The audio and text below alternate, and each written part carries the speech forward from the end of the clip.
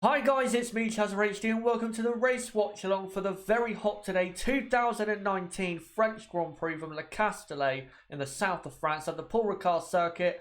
And we are in for, I think, after the first row of the grid, I think we are in for definitely a good race, because if McLaren and Renault with Daniel Ricciardo can produce the pace that they had in qualifying, you never know, we could have a surprise podium finisher. And then everyone starting outside the top 10. I do expect those drivers such as Albon, Raikkonen, Hülkenberg, the Racing Points, even Danny Kvyat to be coming up through the field. So I think we are in for a good race today at Paul Ricard.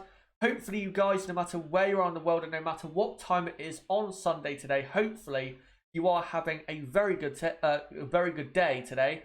And hopefully with us, you're going to enjoy the race watch along. But before I get into previewing the teams and how I think they will do today in the 2019 French Grand Prix, let me first get into the results of qualifying. And in case you missed them, here are those results. So Lewis Hamilton took pole position from Valtteri Bottas in second. Third is Charles Leclerc. Fourth is Max Verstappen. Fifth, Lando Norris. Sixth, Carlos Sainz. Seventh, very surprisingly, Sebastian Vettel. P8, Daniel Ricciardo. P9, Pierre Gasly, very bad at his home Grand Prix. P10, Antonio Giovinazzi, good for him. And then knocked out in Q2 was Albon, Raikkonen, Hülkenberg, Perez and Magnussen. And knocked out in Q1, Kvyat, Grosjean, Stroll, Russell and Kubica. Kvyat and Russell dropped back on the grid because of grid penalties. So it'll be Russell starting 19th. Kvyat 20th, and then of course Grosjean will move up to 16th, and so will Stroll up to 17th, and Kubica up to P18. But there is the results of qualifying, and that is the grid for today's Grand Prix. But now, let's get into the top teams and how I think they are going to do in the race today.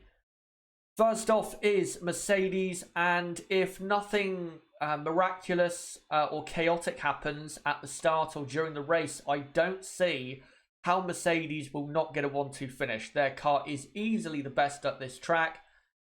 Their race pace compared to the other teams, as we've seen so far this season, tends to be dominant, and they tend to have a very consistent car when it comes to converting the pace they have from qualifying to the Grand Prix. So again, if nothing chaotic happens, I don't see how they don't get a 1-2 finish.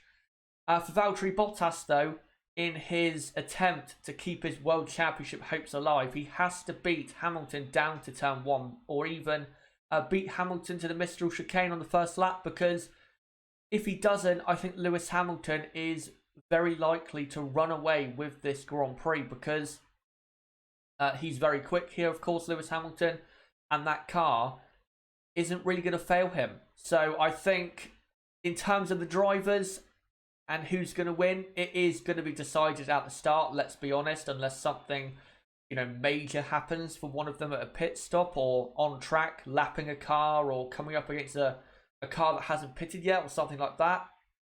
But yeah, for the team, it's going to be an easy 1-2.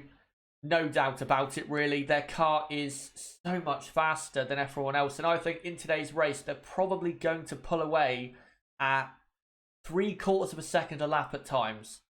And that is honestly scary at this type of circuit.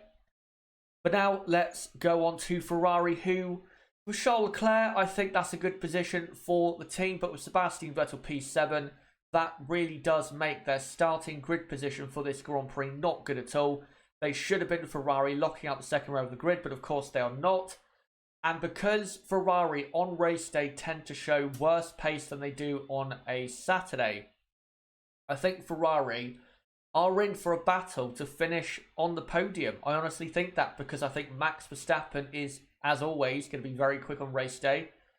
The two McLarens, I'm waiting to see how they perform during the race. I can't say right now if McLaren are going to be there going for a podium, because we don't know if they're going to have similar pace to Red Bull. If they do, then McLaren can absolutely go for a podium, because again, Ferrari when it comes to race pace, are not good at all. So I think Ferrari are definitely under threat here.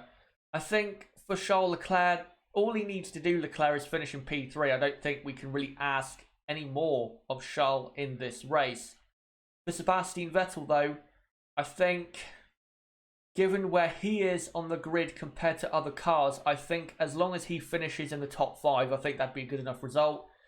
Yeah, even 5th place wouldn't be great, but considering where he's starting from, I think that'd be good enough, and especially when you consider how, again, the Ferrari is when it comes to race pace. But as long as Ferrari, for me, get one car on the podium, that is at least a good enough takeaway from this race, considering how far off Mercedes they are at this type of circuit.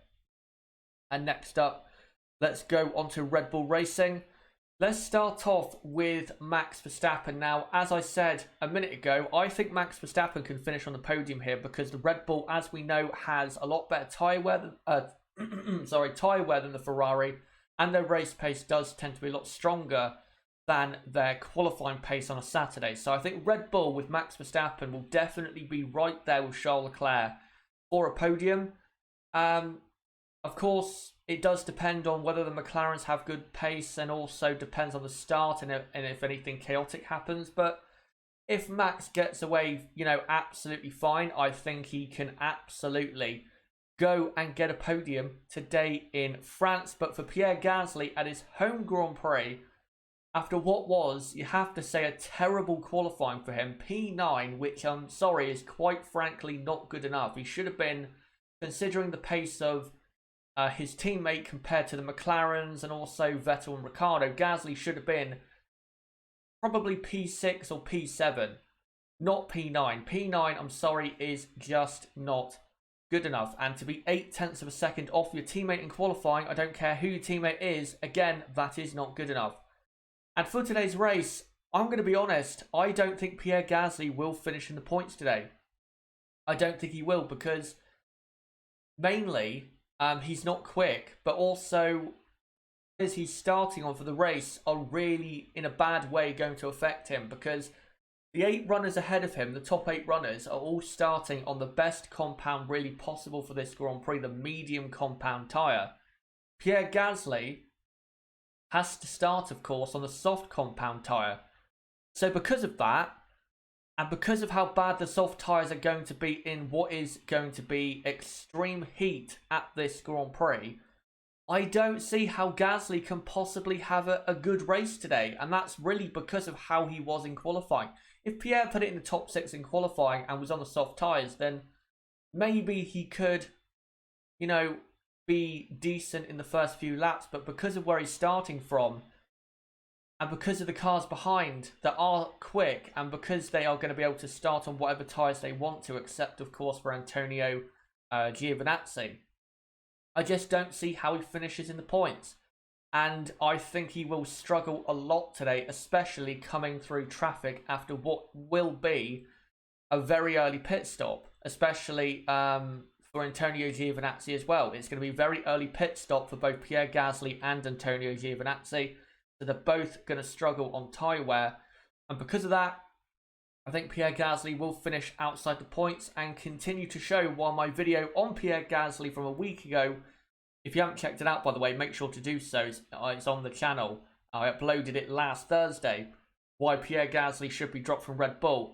If he does finish outside the points, which I think he will, then he'll continue to prove me right. But before we go on to the midfield, guys, and preview them, and the midfield are very, very close to some top teams today, and that's very interesting. We'll get onto that soon.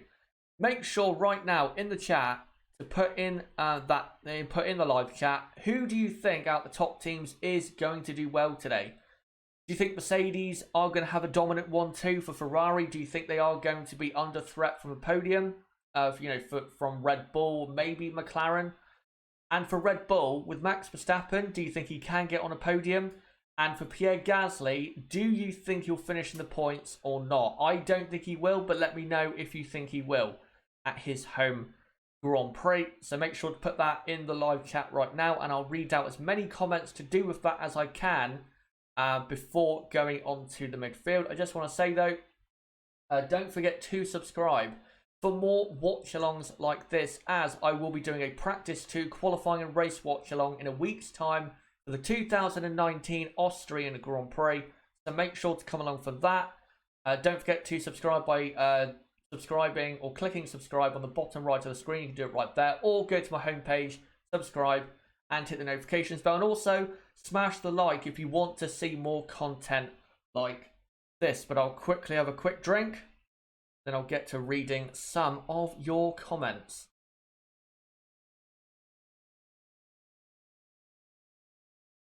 Right, so let's see what you guys have to say. And by the way, great to see 172 people watching live. Great to see every single one of you here. I'm sure it'll build up as the build up to the race gets closer. Yeah, great to see all of you here. And by the way, just to let you guys know, I don't know if Nib in the chat has put this, but unfortunately Nib will not be able to be on commentary today because he is unwell. So Nib, I know you're listening. Hope you get soon, or hope you get better soon, mate, and hopefully you are better for next week's race in Austria. And I'm sure everyone in the chat and also the comment section will echo what I've just said. But yeah, hopefully you get better soon, mate. We definitely do miss you, and hopefully, yeah, you'll be back very, very soon. But let me now read out some comments in regards to the top teams. Magath88, do you think McLaren's France qualifying was a better achievement than Renault's Canada qualifying? Yes, I think it is, because you have to remember it was only Ricciardo that was, say, great in qualifying in Canada. Hulkenberg was good, he was definitely good, but he wasn't as great as Ricciardo was, and I think McLaren's qualifying was definitely better as a team than Renault's was from the Canadian Grand Prix. Right, let me find a couple more. Great to see you guys wishing Nib well. Verstappen fight with Leclerc at the start. That's from Rise. Yep, I think Verstappen and Leclerc are going to be very close today. I think Verstappen, as long as Max can get a good enough start, I think Max will be there all race long with Charles Leclerc. Nib, to do with today's race, says Merc will obviously be the strongest, but who knows what can happen at turn 1. Ferrari will have the legs on Red Bull. Red Bull's battle will be with McLaren and Ricciardo. If McLaren and Renault can lap at the same speed as Red Bull, and I think Red Bull can lap at the similar kind of speed that Ferrari can, then that's what is going to make it a very exciting race today. Because we could have a 14 battle for P3, P4, P5 and the rest of the positions. So that's why I think we are in for a good race today for sure. Right, let me find some other comments. Someone just said, I don't know who said it though. Someone said or asked, how do you evaluate Norris's season so far? Lando Norris this season has been good, but I don't think he has been great. There has been races, again, where he has been good, but he hasn't been, consistently good like, say, Max Verstappen. And I don't think, honestly, Lando Norris has been as good as his teammate Carlos Sainz. I know he's outqualified him in the last 2 races, but if you look at the season so far, Carlos has been the better driver. And I think Carlos has gone under the radar so far in 2019. Again, Lando has done well and is definitely proving some people wrong, including me. But I don't think he has been one of the best midfield drivers. I think Carlos Sainz, for example, again, has been better. I'd say, Sergio Perez, considering Perez is in a worse car, has probably been better this season, but it is still close. But yeah, he's been good. But hopefully, one thing I am hoping for is that he can consistently produce what he has been doing in the last couple races, because that will be the hallmark of a great driver if he can do that. if he only does it, once or twice every, 4 or 5 races, then that's not exactly the hallmark of a special driver coming up in a few years' time. And Sharman LP asks, what do you think of Ricciardo's season so far? Ricciardo, I think the first 2 races, I think Daniel Ricciardo was definitely not good enough compared to his own level, but I think he'll admit he wasn't suited yet to the Renault car. But ever since the race in Shanghai, Ricciardo has been very good. Shanghai, best car in the midfield, and best pace in the midfield. In Baku, even though he did do that stupid thing reversing into Kvyat, I think he did very well to be in that type of position anyway. Being, what was it, P10, P11? Considering how bad the Renault was that weekend. Spain, he did very well in qualifying. Monaco did very, very well until his team screwed him over when he pitted. And for Canada, he was great. And I think he has been good this weekend. So, for Ricciardo, he has been good this season. But what I'm hoping for him and also Hülkenberg is that Renault can, like they have been in the last couple races, produce a car that can be as good as it has been in the last couple races on a consistent basis, because they haven't done that so far, Renault. Most of this season, Renault haven't quite had a good enough car compared to where they really should be in their, of course, long-term project going forward into 2021 and beyond. So, as long as Renault can consistently perform how they have in the last couple of races, I think Renault and Ricciardo will have a good end or good, rest of 2019. Right, let me find a couple more comments and then we will go on to the midfield. Ergun, sorry, I almost mispronounced that. Ergun asks, thoughts on Gasly? Well, again, if you haven't checked out that video from last Thursday about Pierre Gasly, make sure to do so after the stream finishes today. But I don't think he's good enough for Red Bull. I think they should drop him by the end of the season. He's clearly showed after 8 races that he's not good enough to be in that car. Yes, the Red Bull at times has not been as good as it could be, but he's been too far off his teammate. And yes, I know Max Verstappen is very good and has been very good this season, but even though Verstappen was very good at the end of 2018, Ricciardo was still very competitive with him. And at the end of the day, if you replace a driver, you've got to come up with a replacement that is either just as good, if not better, or is going to go on to be better than that driver you have replaced. And I'm sorry, Pierre Gasly is not that person. He will never be on Daniel Ricciardo's level ever in his entire career. I just don't see it. So, yeah, those are my thoughts. I just don't think he's good enough for a top team. And if you look at his season so far, he's basically still a midfield driver and a midfield car, even though he is in a top team. So, yeah, not good enough there for Pierre Gasly. But now let's go on to the midfield runners. First off, Renault. Now, of course, this is their home race, and Renault will be looking for a good result, considering that it is their home race and that they've also come off the back of a very, very strong result in Canada. And they have jumped up massively in the Constructors' Championship and now only 2 points off McLaren, I believe, in the Constructors for P4. So Renault will be looking for a good race today.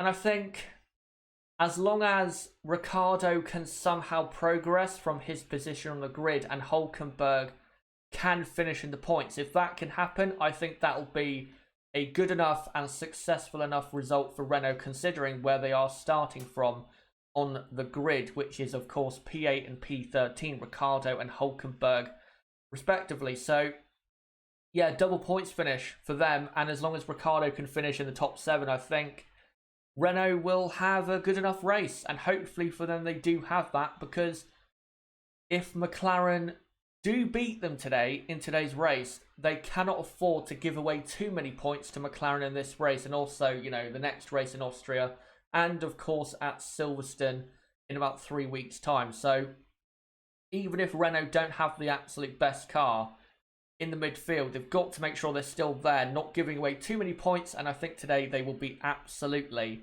right in there with Ricciardo and Hülkenberg.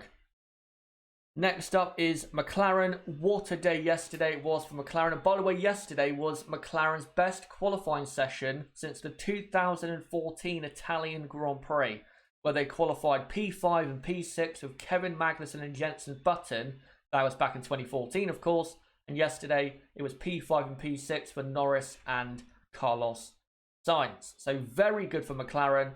And you have to say, it was a really great day for McLaren, because they have been, even though this season they have been better than they have been in previous seasons, the last couple of years have been quite embarrassing for McLaren. So it is nice to see that McLaren are not back. They're definitely not back yet. And I think people out there that are saying McLaren are back need to honestly stop saying that, because McLaren are not on the grid to qualify and finish P5 and P6. McLaren will be back when they're finishing on the podium on pure pace, not because of luck. So that's when McLaren, for me, are absolutely back. And I don't think they are quite back yet, but they're not far away. They're definitely not far away. Also, just to let you guys know with McLaren, big news came from them after qualifying yesterday.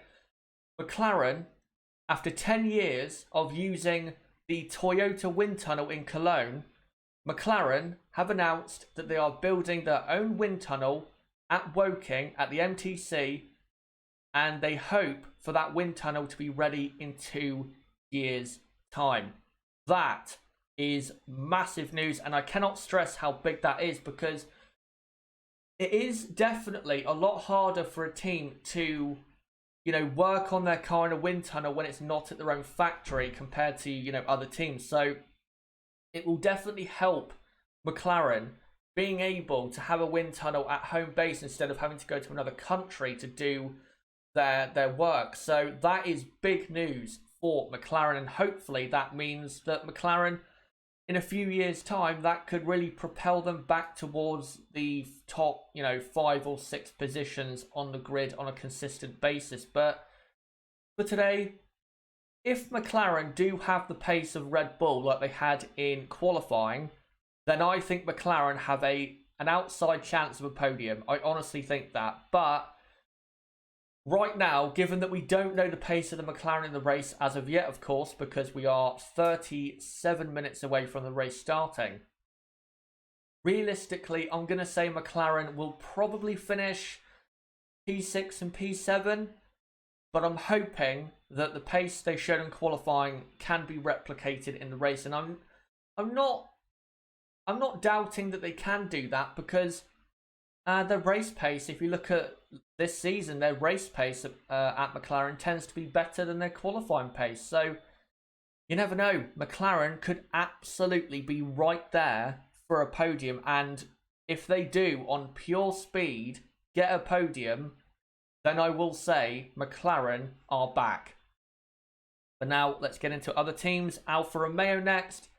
Alfa Romeo are kind of a bit more back to how they were in Baku, when their car was, compared to the rest of the midfield, a lot faster, and that is great to see for that team, because Spain, Monaco and Canada was very, very poor for Alfa Romeo.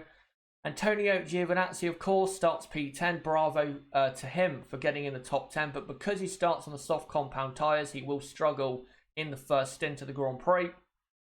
Kimi Räikkönen, though, even though he would have been disappointed missing out on the top 10 run, I think because he's starting P12 and because he's able to start on the tyres he wants to, I think Kimi does have a very good opportunity of a points finish, and I think he will definitely be there for a points finish. And I wouldn't be surprised if Kimi nicked a point in P10, because as we've seen, even with the Alfa car not being that good, Kimi does tend to still be very consistent and tends to still get a good amount of pace out of the car. So definitely look out for Kimi Räikkönen today. Definitely look out for him, because I think he's definitely a dark horse for a points finish. But if you are an Alfa Romeo fan, well, it's good to say that Alfa are a bit more back to how they were a few races ago, and that is good news for them.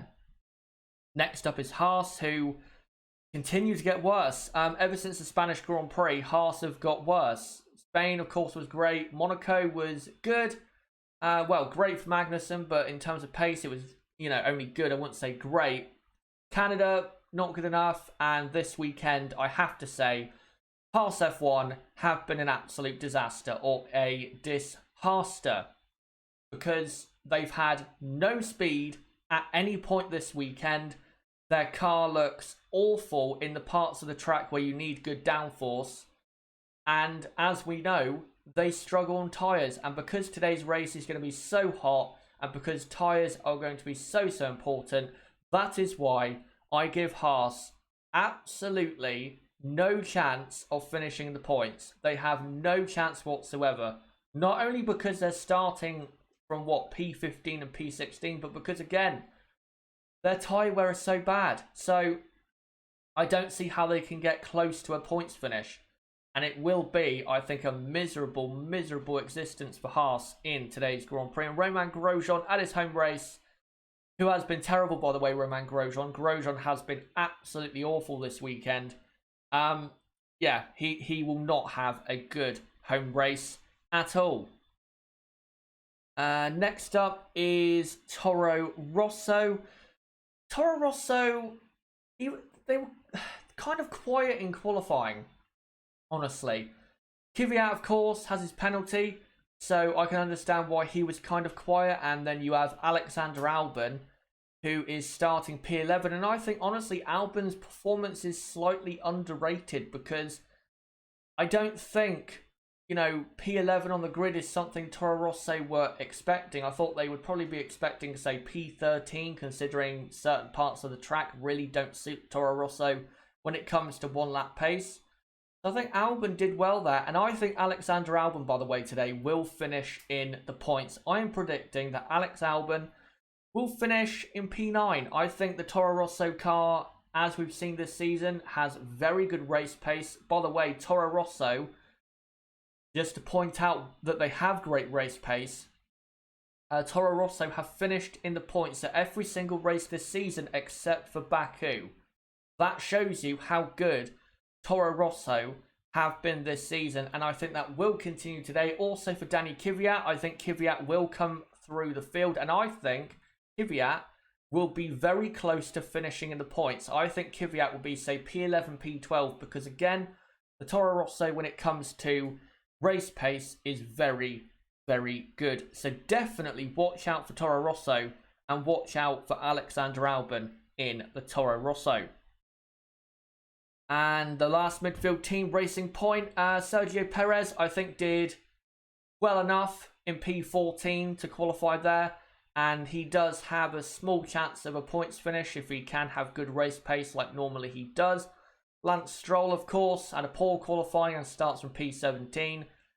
They do need a similar race to Canada, honestly, for, the two drivers in the team, because even though their grid position is better than it was in Canada, I don't really see where Racing Point finish in the points today. I don't really see it, because they just don't seem to have a car that is, say, as suited to this track as Canada. I know in qualifying in Canada they were poor, but I think the car was, when they got the tyres working and everything like that, working for them, I think the car was actually better suited to the Circuit de Gilles Villeneuve. So I think Racing Point are honestly going to struggle to finish in the points. And also, let's not forget, it's harder to overtake at this track than it is at Canada. So it will be harder, for example, for Lance Stroll to make his way through the field, even though, of course, at the start he'll do his normal thing and come through and probably end up in P12 by the end of the first lap. We'll see if he does, but yeah, Racing Point, I wouldn't bet on a points finish for them. And then finally is Williams, who, of course, will be at the very back. But guys, for the next, 5 minutes or so, let me know in the live chat, for the midfield, what do you think is going to happen today? And more importantly, for Renault and McLaren, can Ricciardo and the two McLarens compete for a podium? Let me know in the live chat, and I'll read out your comments and thoughts as to whether that can happen. Also for The other teams, Alpha. Do you think Alpha can finish in the points today? Do you think Haas are going to be terrible, like I think they will? Do you think Toro Rosso can finish in the points? And also, do you think Racing Point can finish in the points? Let me know in the live chat, and I'll make sure to read out your comments right now. And let me now take a look. Gross H asks, is Pierre Gasly considered as a midfielder? You'd have to say so. Because again, he's in a top car. Maybe not this weekend, but this season he has been in a top car.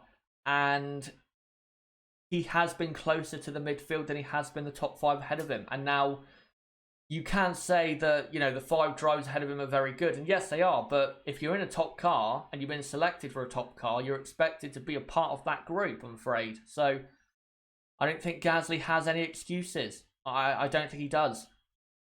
But, right, let me read some more comments here. Cyber Trader says Norris is talking a big pre-race game. Well, he's definitely going to be very confident. Qualifying P5. GG Beast, why is McLaren doing good this race? I'll be honest, I don't know why. Because me and Nib, when we previewed this race last Saturday on the podcast, we thought McLaren would be good here, but we didn't think they would be best in the midfield. We thought they'd probably have a car in the top 10 and then one car outside, kind of like Renault do this weekend. But this weekend, ever since practice 1, McLaren have had easily the best midfield car. And I can't explain why. I honestly cannot explain why. Now, I'm hoping that it's because McLaren have brought an update that has moved them forward when it comes to their performance on tracks where aerodynamics and chassis performance is more important. Because if that is the case with also their great performances on low drag circuits like Baku, Bahrain, and in terms of qualifying Canada, if that is the case, then McLaren in a week's time, and even at Silverstone, could be in this type of position. But I think to know whether they have improved or not, we'll have to wait until Austria and Silverstone to see whether McLaren have made that step forward, or whether it's just they got the tyres working, or even, this track suits their car for some reason. We'll have to wait until Austria and Silverstone. I'm hoping that Austria and Silverstone proves that McLaren have made an update to their car and have moved forward aerodynamically with their car. Because if you go and watch on the Formula 1 YouTube channel, if you go and watch the Verstappen-Norris comparison laps, the Red Bull is faster than the McLaren in the aerodynamic parts of the track, but not by much, only by, 2/10 at most? And in the bits of the track where power is important, the McLaren, with the Renault power unit, of course, against the Red Bull with the Honda power unit, does pull time in its favour. So going into Austria, that is a big plus, because, of course, Austria is a power track. So McLaren could be in the same position on the grid in a week's time. Hopefully they are, but let's hope for today first that they can replicate the great performance of yesterday. Right, let me read a couple more out, and then we'll get on to the tyre situation, and I'll look at who has new and used sets of tyres, because again, tyres today are going to be very, very important, no doubt about that. Right, let me find some comments if I can.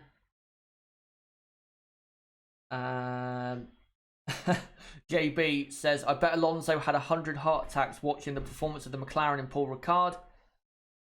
I will say, I want to make this point, that I hope McLaren do not bring Alonso back now that the McLaren car is suddenly good, because that would be honestly such a disgraceful way for Fernando to come back. And I don't think that'd help his reputation at all if he came back to McLaren, considering how the car has improved.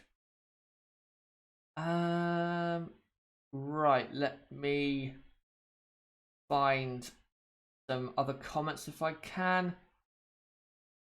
Prussia says if Gasly goes, he should be replaced by Kvyat, but I personally want to give him more time. Well, I'll say this, the final point on Gasly before the race starts. You have to remember, Pierre Gasly has had plenty of time to bed into the team. He had 4 days of testing. He's had almost 8 race weekends. And I don't know if he did any of the post-race tests in Bahrain or Barcelona. But if he did, then he's had that as well. He's had plenty of time to bed into that team. He doesn't have an excuse, I'm afraid. You know, Daniel Ricciardo, when he went to Red Bull, he was on it straight away. So was Verstappen, Vettel, even Mark Webber all that time ago. So I'm afraid Pierre Gasly doesn't have an excuse. He has had plenty of time to get suited to the team and the car. Plenty of time. So I don't see how he should get an excuse and a pass, because it's only been 8 races when he has had plenty of time to get used to the car and really improve his speed, but he hasn't. But anyway, let's move on from that and go on to tyres. So here are the tyres, and this is the tyre situation for the Grand Prix. So of course, at this weekend's race, it's a C4, C3 and C2 compound. And because of how hot it has been this weekend, and because of how hot it will be today in this Grand Prix, tyres are going to be very important, and tyre wear is going to be critical to results of some drivers out there on the grid. But now let's look at who has a new set of tyres and who can really do something different with their pit strategy in today's Grand Prix. So Mercedes have a new set of medium and hard. Mercedes are going to do a 1-stop, because why would they do a 2-stop? I mean, if they did a 2-stop, they'd still win dominantly in a 1-2 fashion, but there's no point taking that risk.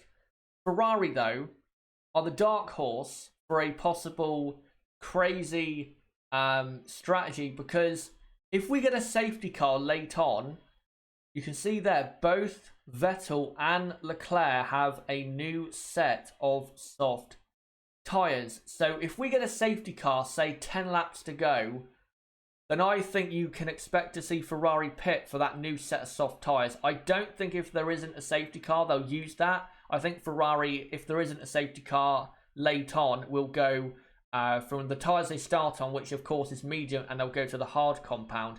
But again, if there is a safety car with 10 laps to go, I think both Ferraris honestly should pit, because what would they have to lose if they put on a set of soft compound tyres? Red Bull, they'll do a 1-stop, in my opinion, and then Ricciardo, I think he'll do a 1-stop as well. Hulkenberg has 2 new sets of softs, of course, because he started outside, or is starting outside the top 10.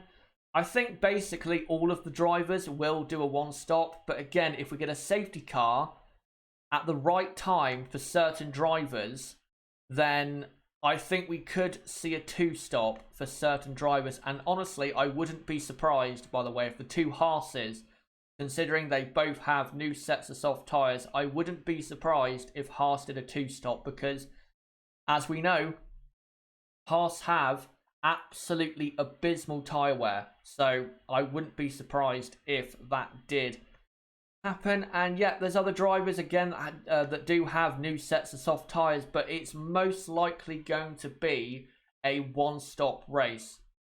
And from Pirelli, they have come out and said that the quickest way today when it comes to tyres is to start on the medium and go to the hard compound tyre on a 1-stop strategy. So yeah, it's most likely going to be a 1-stop. 2-stop might happen if the tyre wear is even worse than we thought it was going to be. But I don't think it'll be, with these tyres, I don't think it'll be that bad to the point where they need to pit for a second time for most runners. So that is the situation with tyres.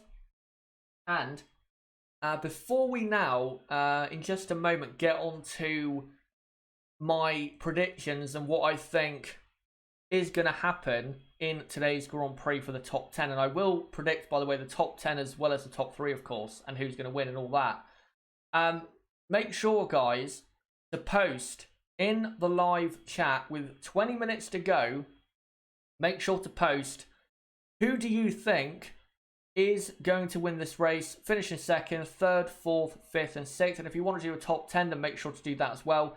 And with 20 minutes to go, once I finish my predictions, I will read out yours for the last, 15 minutes or so before the race gets underway. So make sure to do that. And I'll quickly have a drink and then we'll get on to what I think is going to happen.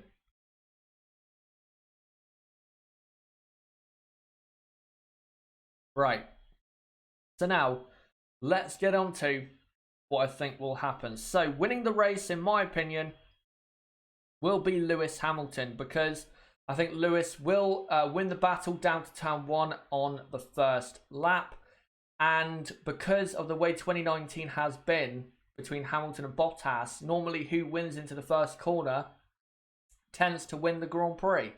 And I think Hamilton will win the battle down into turn 1, because it is actually quite hard to pass the pole position man down into turn 1, as we saw last year. So I think Hamilton will maintain the lead, and Lewis, I think, will win the race comfortably because he himself has enough pace to beat Bottas, and the car is quite clearly the best on the grid. If Lewis does win, though, it will be his second consecutive win in France, and it will also be the team's second consecutive win in France. Hopefully for them, though, it's a 1-2 this time instead of a 1st and 7th place finish. Of course, Valtteri Bottas finished in P7 because of Sebastian Vettel hitting him at the start. That probably won't happen today because Vettel is down in P7.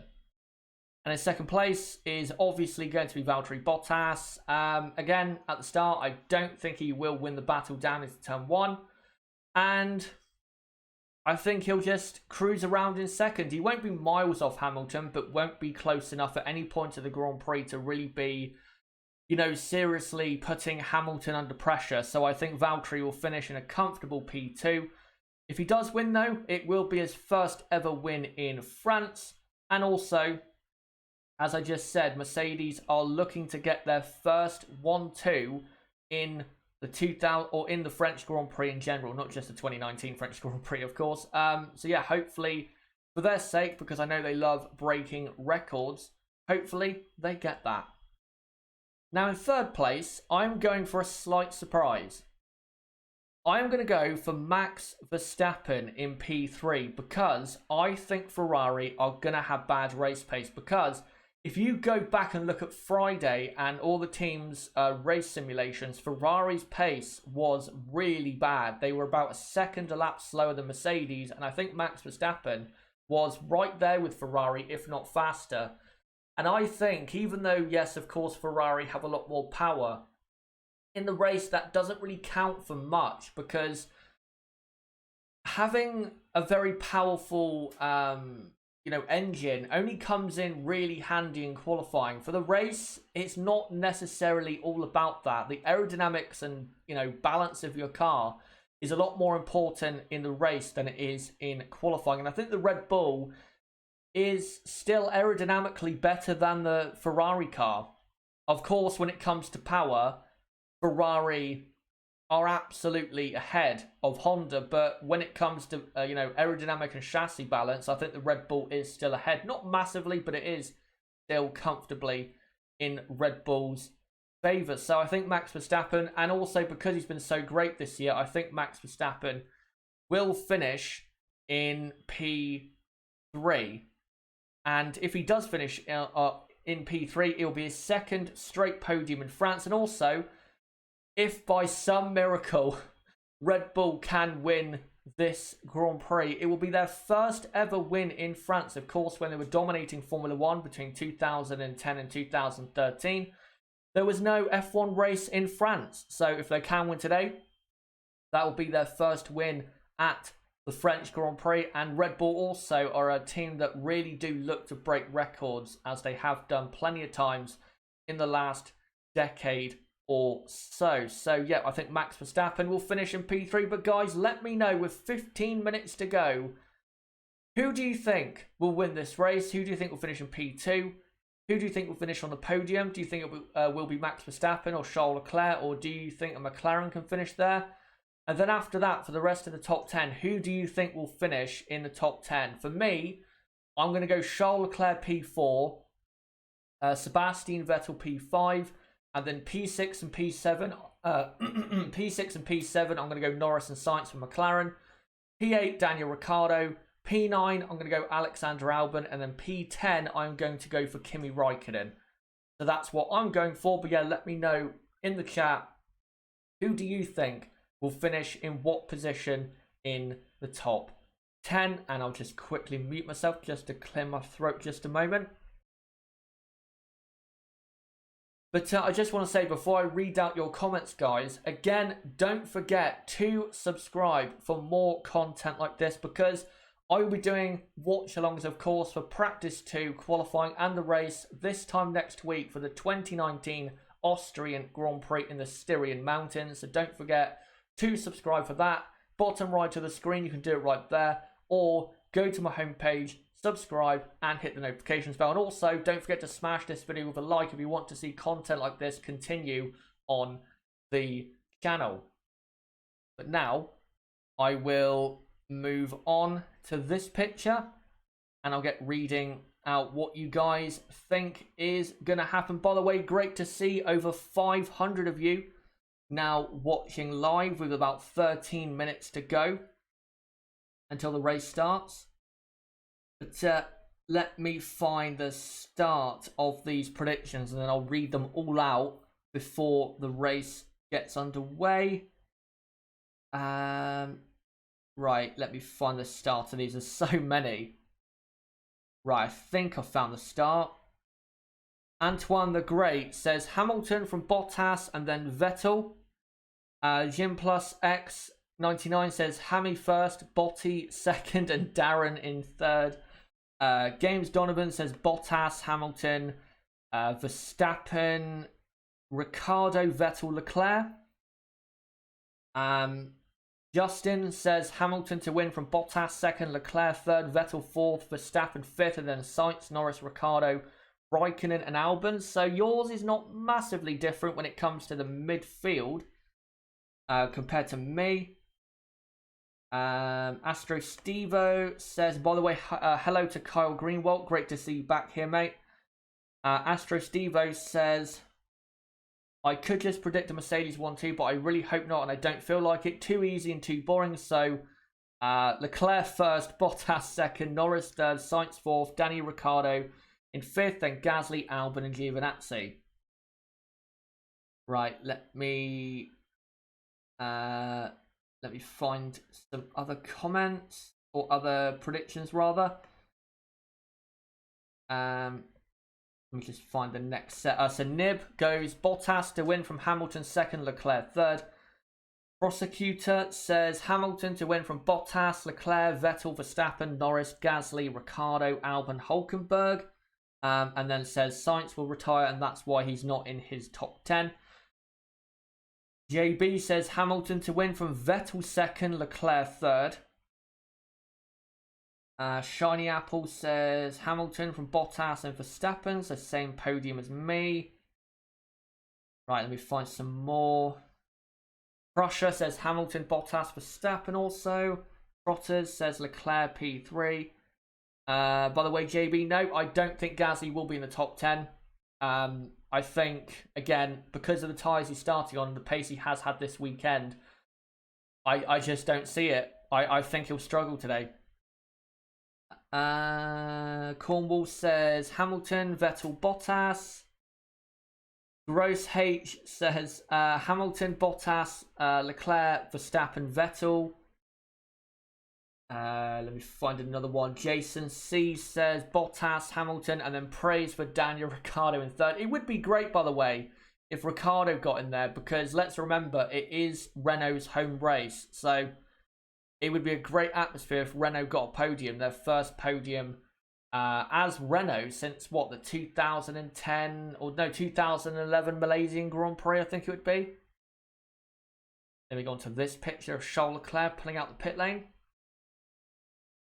Memek says Hamilton, And then I don't know who else he's going for there. Can't quite understand that. Right. Let me find some more if I can. Aero D says Hamilton, Bottas, Verstappen. Let me just see if I've got any more here. Carl Greenwald says Bottas P1, Hamilton P2, Leclerc P3, and also says excited for McLaren, but I have a feeling one of the drivers will retire from the race. Well, hopefully it's not the start, because that would be a shame. Brendan Colohan, I think it is, says Hamilton, Bottas, Verstappen. James Evans says Hamilton, Bottas, Verstappen, Leclerc, Vettel, Sainz, Ricciardo, Norris, Kimi, and Nico. Nico Hulkenberg, of course. Right, let me find a couple more. Ninja Z says Hamilton, Verstappen, Bottas, Norris, Vettel.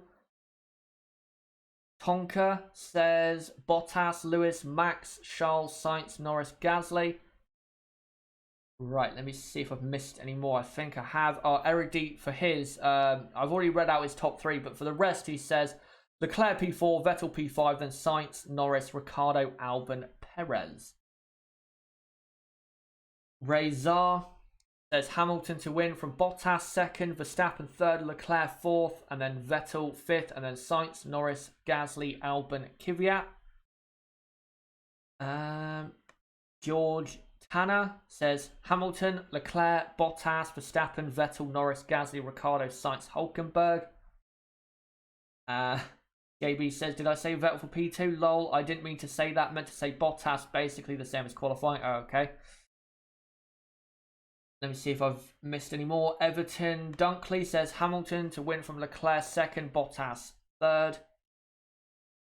As we are now, 8 minutes away, guys, from a race start. And I'll take a quick break from reading out predictions because I just want to let people know who are new here what we do on a watch along. So, of course, for obvious reasons, we cannot show live video footage of what's going on in the race because we would obviously be breaking copyright law, and I'm not going to do that and risk half the channel being took down. So what I do is I take pictures from Twitter, I post them on the screen, as many as I can to illustrate what is going on at the track during the race, and also I'll have a running order running along the bottom of the screen with a live order. I'll try to update it as much as I can and keep it as live as I can, all positions during the race. And also, I will have in the top left text saying the race has started or the formation lap has started, just to let you guys know what part of the race we are in. Again, I don't have a lap counter, but all you have to do, guys, if you want to know what lap it is, just make sure you're listening to my commentary because I will update you guys as to what lap it is as the race goes on. All you got to do is listen and I will let you guys know what lap we are working on. Maybe not every single lap, but definitely at least, once every 3 laps, I'll let you know what lap it is at Paul Ricard. Here's another picture of the Red Bull. Let me find a few more comments or predictions if I can.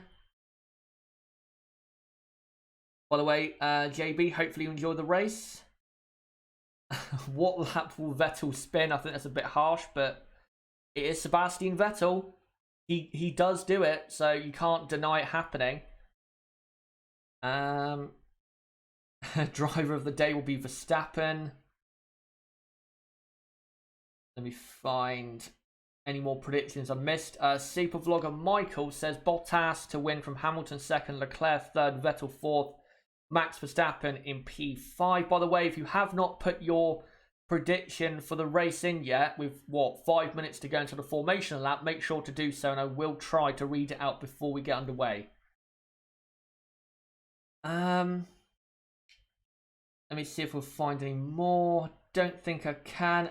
Louis Trichard, I missed this one, says Vettel to win from Leclerc 2nd, Norris 3rd. Josh says Gasly wins. Absolutely no chance of that. George WBA says McLaren's to finish P6 and P8. Yeah, it could definitely happen. No doubt about it. And Dexter Hall asks, what would be your surprise this race, Chaz? It would have to be McLaren again. If they can produce the pace they had in qualifying, you'd have to say there'd be a surprise in this race. And they honestly could go for a podium if they can replicate that pace. But I don't think they can. I'm hoping they can, but I don't think realistically that is possible. But let's hope so, because if that is the case, then I think we are going to have, what, a 5-way scrap for third? Maybe a 6-way if Daniel Ricciardo can get in there. So yeah, looking good, certainly, for race, as the F1 intro on the F1 broadcast is now playing, so we're not far away. So yeah, 4 minutes to go until the formation lap. I'll get rid of the timer soon enough. But let me read out some more comments from you guys.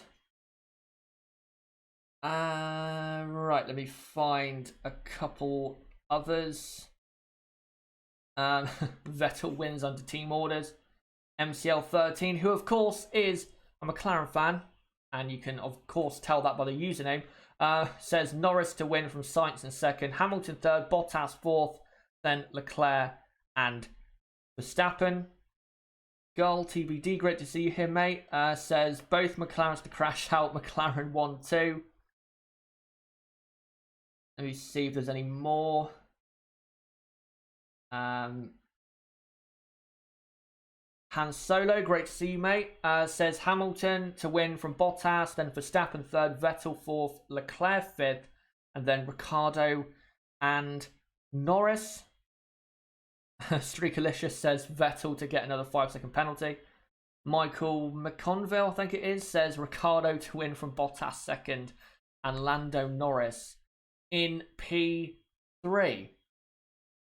Well, if there is chaos for Mercedes, then you can guarantee, and if they both retire because of that chaos, and I think you guys know what I'm referencing, then everyone behind them is definitely going to be licking their lips at a prospect of a race win, or even a surprise podium.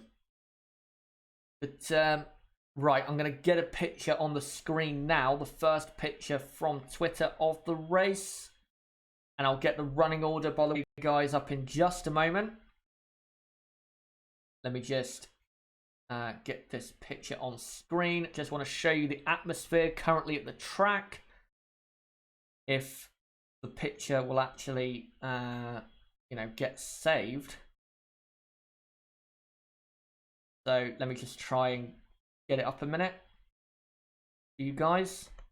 So we're, 2 minutes away from the formation lap. Let me just try and get this up a moment. And here you go. That's the atmosphere currently at the circuit. A lot of French fans, of course, for Pierre Gasly and Romain Grosjean, but also for Renault, for obvious reasons, because it is Renault's home Grand Prix. But, right, I'm going to get rid of now the timer, I think, in just a moment. Actually, I'll let it run for a few more seconds. The formation lap is not ready quite yet, as we're currently, and I'll get the running order up now. So there you go, that running order, as you can see, that is the starting grid for the French Grand Prix. So it's Hamilton from Bottas, Leclerc, Verstappen, Norris, Sainz, Vettel, Ricciardo, and then Gasly, Antonio Giovinazzi, Alexander Albon, Kimi Räikkönen, and then Nico Hülkenberg, Sergio Perez, Kevin Magnussen, and then after that you got Romain Grosjean, Lance Stroll, and then it's Kubica, Russell, and Danny Kvyat at the back. But let's get rid of that. And now I will get the formation lap text ready. But yeah, the formation lap, guys, is literally about to start. I'll just put it now, considering by the time I put this in, it's probably started. There you go.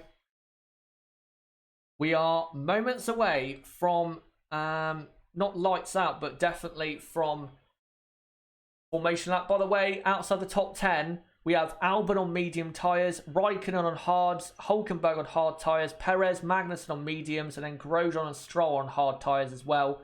I didn't see what tyres Kubica, Russell, and Kvyat were on, but some hard tyre runners out there, and I'm not surprised by that because I think this is the type of day where the harder the compound you're on, the faster you can go over the course of the race, as the formation lap is now officially underway. So the race, or lights out, will probably happen in about 2 to 2.5 minutes. By the way, the air temperature is actually cooler today than it was yesterday, but the track temperature is still very, very hot. The track temperature right now is 52.5 degrees Celsius. That is very, very hot, and that's why tyre wear is going to be absolutely crucial to the result of this race, and also how the cars perform on certain tyres will be crucial to the result of the 2019 French Grand Prix. By the way, we're not far away from 1,000 viewers. Would be great to get that, so if we can get to that pretty soon, that would be absolutely awesome. And by the way, it is great to have all of you along for the French Grand Prix, and hopefully you will enjoy the race. And by the way, just to update you guys as well, so yeah, we showed the running order, pictures, you know, the top left, the, you know, what part of the race we're in, or, you know, part of the session. We'll show that, but also my commentary will be a radio commentary basically of what's going on. So don't worry, you won't miss a thing. I'll keep you updated with absolutely everything that is going on at the track. So yeah, not far away now, as the two Mercedes are now coming into the final sector, with, of course, Charles Leclerc, Max Verstappen, the two McLarens, Sebastian Vettel, so on and so forth. By the way, I've noticed Valtteri Bottas has, I don't know if it's an overfill on the oil, but he has had some smoke come out the back of his car a couple times. One on the way to the grid, and then so far on this formation lap. So, bit of a worry there for Mercedes. Hopefully nothing goes wrong, as currently on the TV seeing on board Daniel Ricciardo there. And there is the Renault top brass, hoping for a good race. But now the cars are now coming on to the start-finish straight. Still waiting, of course, for the second half of the grid to come onto the straight. Can McLaren compete for a podium today? That'd be an amazing story if they could. Can Sebastian Vettel come through the field? Can Pierre Gasly have a good home race? Can Daniel Ricciardo have a good home race for the team? What will happen up front for Lewis Hamilton and Valtteri Bottas? We're all about to find out in just a moment. Let me just quickly put that. The race has not officially started yet, but it is literally about to. So, here we go. The race is about to start as the final cars line up on the grid. And here we go for the 2019 French Grand Prix. It's 3 lights, it's 4 lights, and 5 lights. And it's go in France. And Lewis Hamilton does have a pretty good start going down to turn 1. Also, the McLarens have got a great start there. Also, Charles Leclerc looking good. Hamilton leads from Bottas. Then it's Leclerc, Verstappen, and then I think it's Carlos Sainz in P5. A Renault there bouncing all over the place. Max Verstappen trying to go round the outside of Charles Leclerc at turn 3. Doesn't get it done though, but Leclerc goes slightly wide. Car off the track there, and it looks as though it's Lance Stroll in the racing point. But it's Hamilton from Bottas, Leclerc, Verstappen. Then there's a McLaren right behind Max Verstappen. I think it is Carlos Sainz. Yeah, I think it is. And then it's Norris, Vettel, Gasly, Giovinazzi, then Ricciardo. Here goes a McLaren. It's Carlos Sainz around the outside of Verstappen. Doesn't get it done though. Verstappen holds the inside line. And Max Verstappen stays in P4 for now, as The two Mercedes are now slightly already running away at the front of the field. And we've got another McLaren there. It's Carlos Sainz again trying to go round the outside of Verstappen at the Beauce. And the McLaren's looking quick so far. By the way, good start for Pierre Gasly. He has climbed a position as the Mercedes are now coming to the end of the first lap. And by the way, Alexander Albon has had an absolutely shocking start. He's down in P16. I'm now going to update the order as we are now on lap 2. So it's Hamilton from Bottas, Leclerc, Verstappen, Sainz, Norris, Vettel, then Gasly, and then it is Giovinazzi in 9th. Daniel Ricciardo's had a poor start and gone down to P10. Not good for Renault.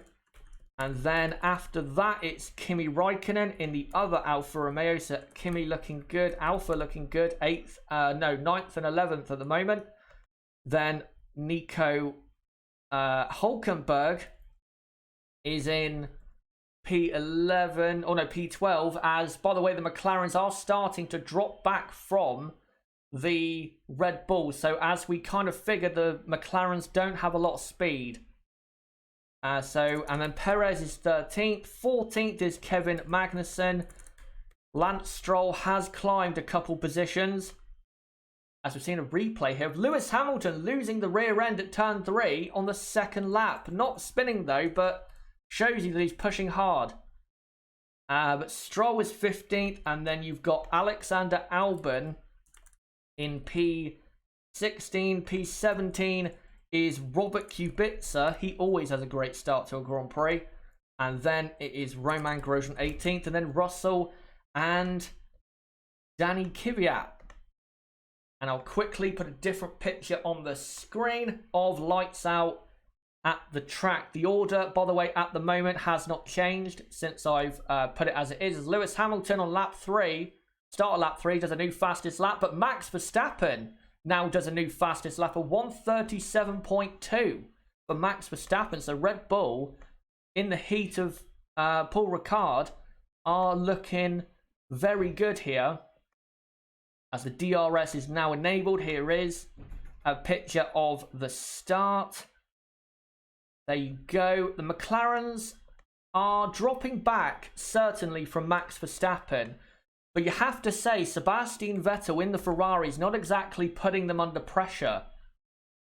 So, McLaren looking good still, right now for sure. They're definitely looking good. As, just looking, so yeah, Vettel not really closing on... Well, he's only 2 tenths behind now, but that's at the very end of the straight going into the chicane. So Vettel, again, he's definitely being held up, but he's not exactly, you know, all over the back of the McLarens. As Romain Grosjean has just passed Robert Kubica for P17. And, by the way, Charles Leclerc hanging on quite nicely in P3 at the moment. Only a second behind Bottas, but Grosjean is 17th, and then P18 is Robert Kubica. Kvyat has just passed George Russell. So I'll update that. To be interesting to see if Verstappen continues his fastest lap. And note Lewis Hamilton now does the fastest lap of the race, a 1:36.7 as we start lap 4 here at Paul Ricard. And yet again, McLaren, I mean, they don't have the pace of the front 4, but they don't exactly, or they're not exactly being, or holding up Vettel absolutely massively in certain areas of the track. Vettel's not all over the back of them. As I'm looking right now, yeah, Vettel only about 6 tenths behind, but again, not exactly being held up. As Gasly on the soft tyres, looking quite good, only 0.7 of a second behind. As Vettel now will open the DRS, and can he close in on Lando Norris to go for that position? Here's a picture of when, and Vettel closes up a lot, but is not close enough. Here's a picture of when Verstappen and Sainz were side by side. Verstappen doing very well to hold off the young Spaniard. And here is a replay on the TV of the start. So Max Verstappen is kind of on the outside, then moves to the middle because there's a McLaren on the outside, and then Verstappen brilliantly pulls around the outside, and Max Verstappen almost got past Charles Leclerc, but because Leclerc has the power to hold him off, that's why he did so. Here's a replay of Verstappen. So Max Verstappen actually got probably the second best start out of the top 4 runners, but didn't have enough power going down to turn 1, but did have the grip to hold off Carlos Sainz and almost go right round the outside of Charles Leclerc. Technically, for a moment he did, but Leclerc again has the straight line speed to carry into turn 3 and hold position. And then here's a replay of Sebastian Vettel at the start. He actually, look, lost position to Ricciardo. So what happened to Ricciardo? Way too cautious is the answer to that. Daniel Ricciardo, extremely cautious into turn 1. That's why he lost 2 positions. So he'll want to make that back. And here is a replay. So Ricciardo gets a better start than probably the 2 McLarens and the 2 Ferraris as well. And he does get a very nice start. But again, way too cautious in turn 1.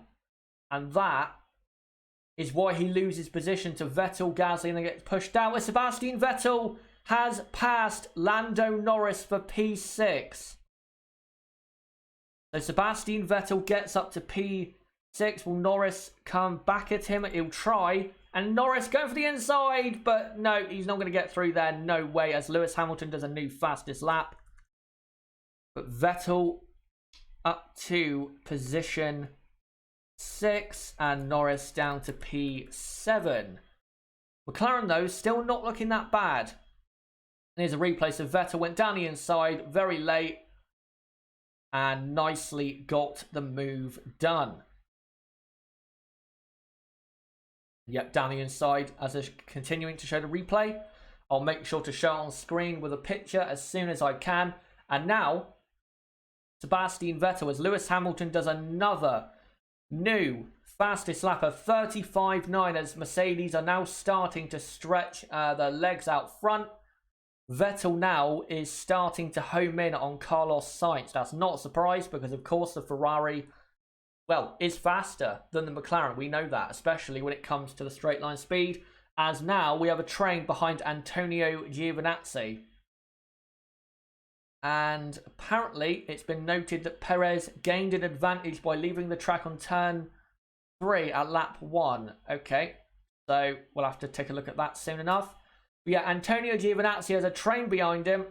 First man in that train is Daniel Ricciardo. Giovinazzi defends the inside line. Will Ricciardo go round the outside?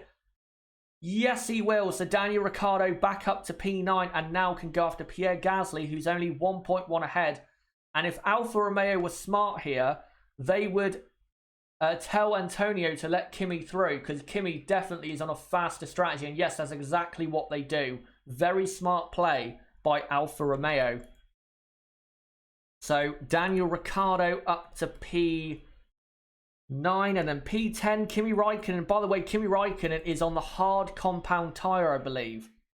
I think he is, or he's on the medium. I thought he was on the hard. We'll have to see in a moment. Here is a replay of Russell passing Robert Kubica. Roll almost right round the outside at turn 11 and then took out a brake marker board.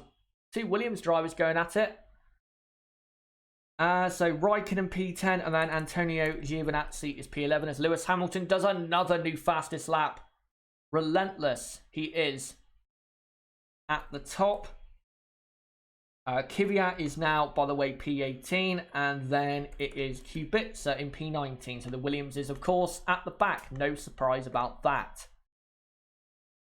Now, the next person to pass Antonio Giovinazzi is Nico Hülkenberg, who is on the hard compound tyre. So Hülkenberg, if he can get past Antonio now, then he could absolutely... And here comes Vettel past Carlos Sainz, and that was, well, to be expected. So Sebastian Vettel up to P5, but because he's been held up, Sebastian Vettel is now 8.5 seconds behind Max Verstappen as Hülkenberg has passed Giovinazzi. Yes, he has. So Hülkenberg is up to P11.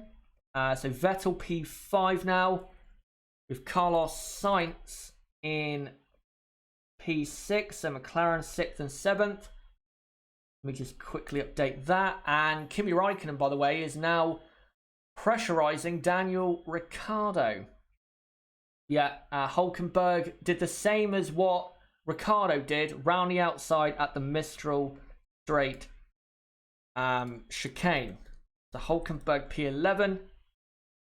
And then Giovinazzi is in P12 and now has, I believe, Sergio Perez. Oh no, Giovinazzi's pitted. So Giovinazzi on lap 8 comes in to get rid of those soft compound tyres.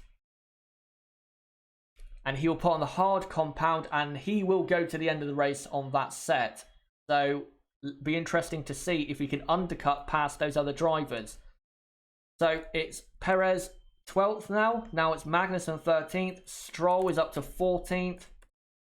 And then you've got Alexander Albon in P15. Grosjean is in P16.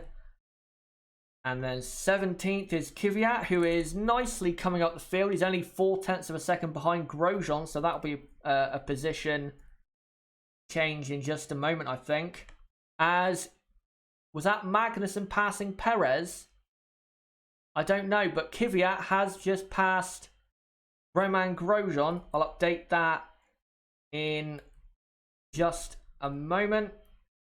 So Russell is 19th, and then Antonio Giovinazzi has come out at the back. He has 8 seconds of clean air to drive into. So yeah, Kvyat has passed Grosjean. As Lewis Hamilton, as we're now on lap 9, does another new fastest lap, a 1:35.9. So there you go. Leclerc and Verstappen, though, not too far away. They're not, miles off. So I think Mercedes are kind of managing the gap that they have right now.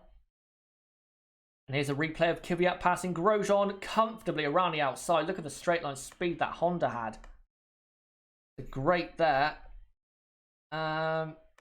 As currently looking, so Stroll there close to Magnussen. I'm going to now post a picture of when Sebastian Vettel passed the McLarens. So let me show you that right now. And under investigation, Perez. So now Perez fully under investigation, it seems. For, again, leaving the track at turn 3 on lap 1 and gaining an advantage. Here is when Vettel passed the McLaren. And currently we're on board on the TV with Alexander Albon, who is sat behind Stroll and Kevin Magnussen and kind of Sergio Perez as well. By the way, Sebastian Vettel is closing on Max Verstappen. Not by a second a lap or anything, but it is definitely by 3 or 4 tenths of a second a lap.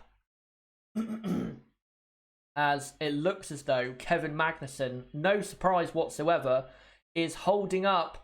And Sergio Perez has a 5-second time penalty for leaving the track and gaining time. So that will affect him if... That will definitely affect him if he is in a points paying position, which we'll see later on if he is. And there is a replay. So he goes off the escape road at turn 3 and returns at the exit where he's supposed to, but floors it through the escape road. So that's absolutely correct when it comes to that. No doubt about it. But the only battle on track right now that is of interest is Lewis Hamilton now on lap 10 does another fastest lap. A 1:35.7. The current most interesting battle is Magnussen from 13th down to Kvyat in 16th. So that's Magnussen, Stroll, Albon and Kvyat. Bit of a DRS train going on. And again, no surprise, Kevin Magnussen is holding up the cars behind him because the Haas has awful race pace. And Grosjean, by the way, is falling back quite a bit from Danny Kvyat in 17th. So Haas are not looking good. Again, though, not a surprise. As Stroll is about half a second, now 0.3 of a second behind Magnussen. Going into turn 11 as Lewis Hamilton does another fastest lap. This has to be a record for the amount of times in a row the fastest lap has been done. He does another one, another 35.7, but a lower part of the 35.7. And here's an onboard of Perez, and again he basically just cut the corner and straight lined it. Well, not straight lined it, but he kept his foot down, which of course you're not supposed to do. But Lewis Hamilton out front, absolutely relentless in his quest to dominate, win, and conquer all, and take an even more commanding lead in the Drivers' World Championship. Currently 2.6 ahead of Valtteri Bottas after 11 laps. Charles Leclerc and Max Verstappen are a bit closer so far after this first 11 laps than I thought they would be, but still not competitive with Hamilton and Bottas out front. But yet we definitely, looking at the timings, we definitely do have a train behind Kevin Magnussen, because now he has not 4 cars, 3 cars within DRS of him. So once Stroll passes him, they'll all go past him. And by the way, Nib just mentioned, and it is true, Daniel Ricciardo is now just over a second behind Gasly. Of course, Pierre Gasly is on the soft compound tyre, Ricciardo on the medium. The medium is the better tyre, so that might be a move for position coming up pretty soon, as Lewis Hamilton, another new fastest lap of 35.4. And now, no, Valtteri Bottas goes just faster by barely 1/10 of a second. So the pace out front is unbelievably quick right now. Very, very quick. As we're currently looking at Charles Leclerc, who is 4.3 seconds behind Valtteri Bottas and is about 7 seconds behind Lewis Hamilton after 12 laps. As we're looking at Perez, who again does have that 5-second penalty for going off the track and gaining positions. And yep, the field, you have to say, is really stagnated here on lap 12 out of 53. It really has stagnated. As there is the FIA stewards in the stewards office, I believe. But the only, again, what we need to be seeing right now is the Magnussen, Stroll, Albon, Kvyat battle. And here we go. So is Stroll now close enough for a move? DRS open. Can he get it? Here comes Stroll round the outside of the Mistel chicane. Will he go right round the outside? Yes, he will. Good move by Lance Stroll, and Lance is now up to P13 and now has to get on with it because he got held up behind Magnussen and definitely lost a bit of time there. So Stroll 12th. Is Magnussen going to lose, or Stroll 13th, sorry. Is Magnussen going to lose position to the Toro Rosso? I don't think so. Will Albon go up the inside? No, I don't think he will, but I think the Toro Rosso will be coming past pretty soon. As Sebastian Vettel now does a new fastest lap of 35.4. And Sebastian definitely closing in on Max Verstappen. So Ferrari do have the pace right now. And note 14th is not Albon, it's Kevin Magnussen. And then it's Albon and Kvyat behind. So Stroll up to 13th. And I'm going to try, guys, and post a different picture now, if I can, of what is going on at the track. And here's a different picture. So the picture you're seeing right now is when he passed Lando Norris. And then this picture that I'm about to show you is when he passed Carlos Sainz. As now Daniel Ricciardo is within DRS of Pierre Gasly for P8. Can Ricciardo get it done? No, not right now, but he can definitely get it done pretty soon, as here is that picture.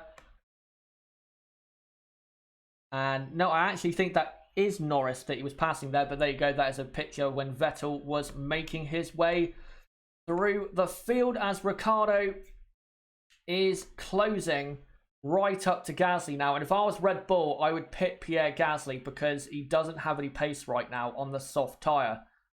As Lewis Hamilton does a new fastest lap of 35.3.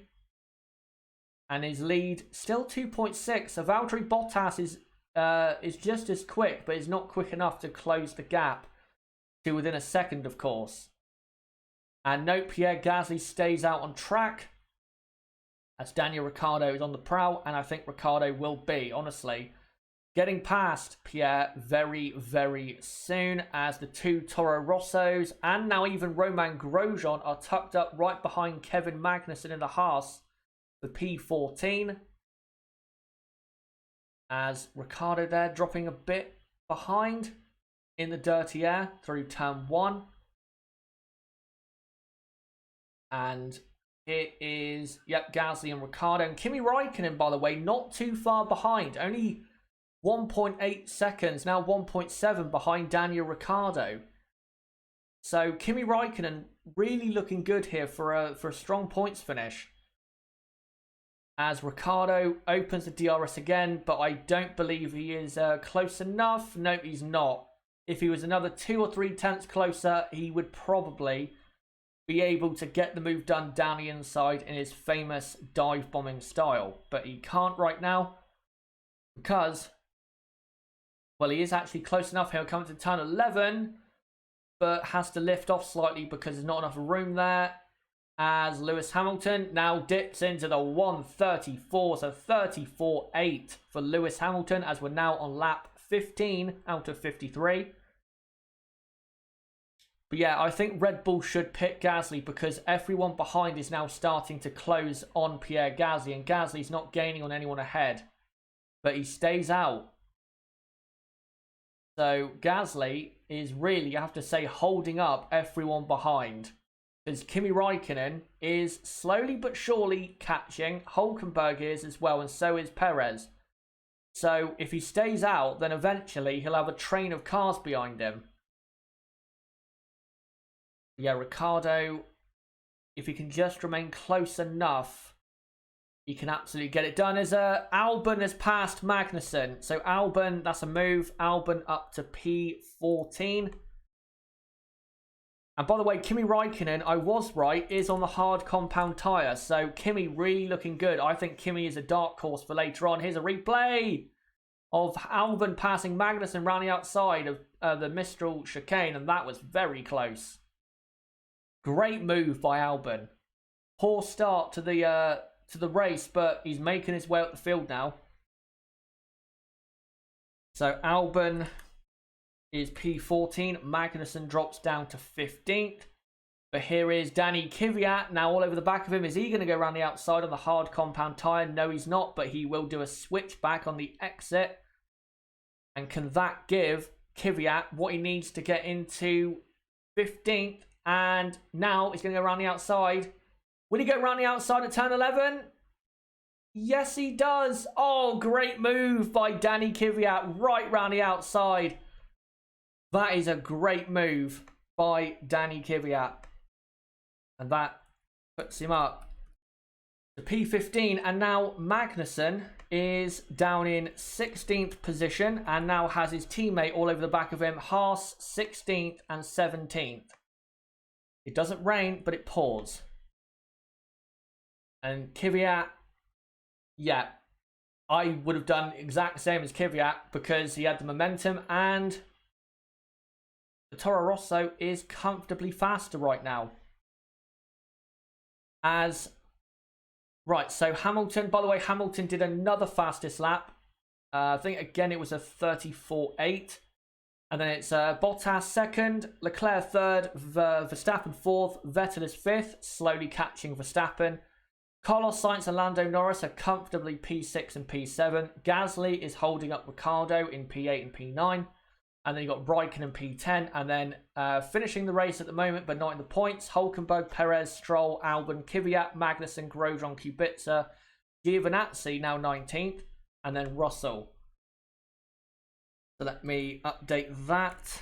Antonio up to 19th. What an embarrassment for Haas. They literally have the worst car in the midfield. No speed whatsoever. So there you go.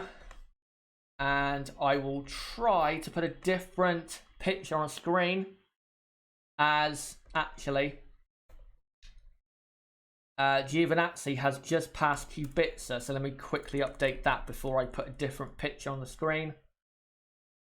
As Renault are out in the pits, who are they out for? Daniel Ricciardo is the answer.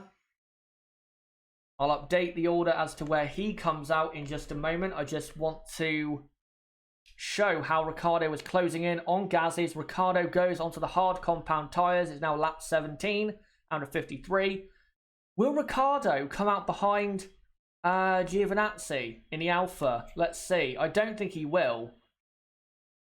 And no, he won't. As Magnussen comes in for hard compound tyres. But yeah, here's a picture of when Ricciardo was behind Pierre Gasly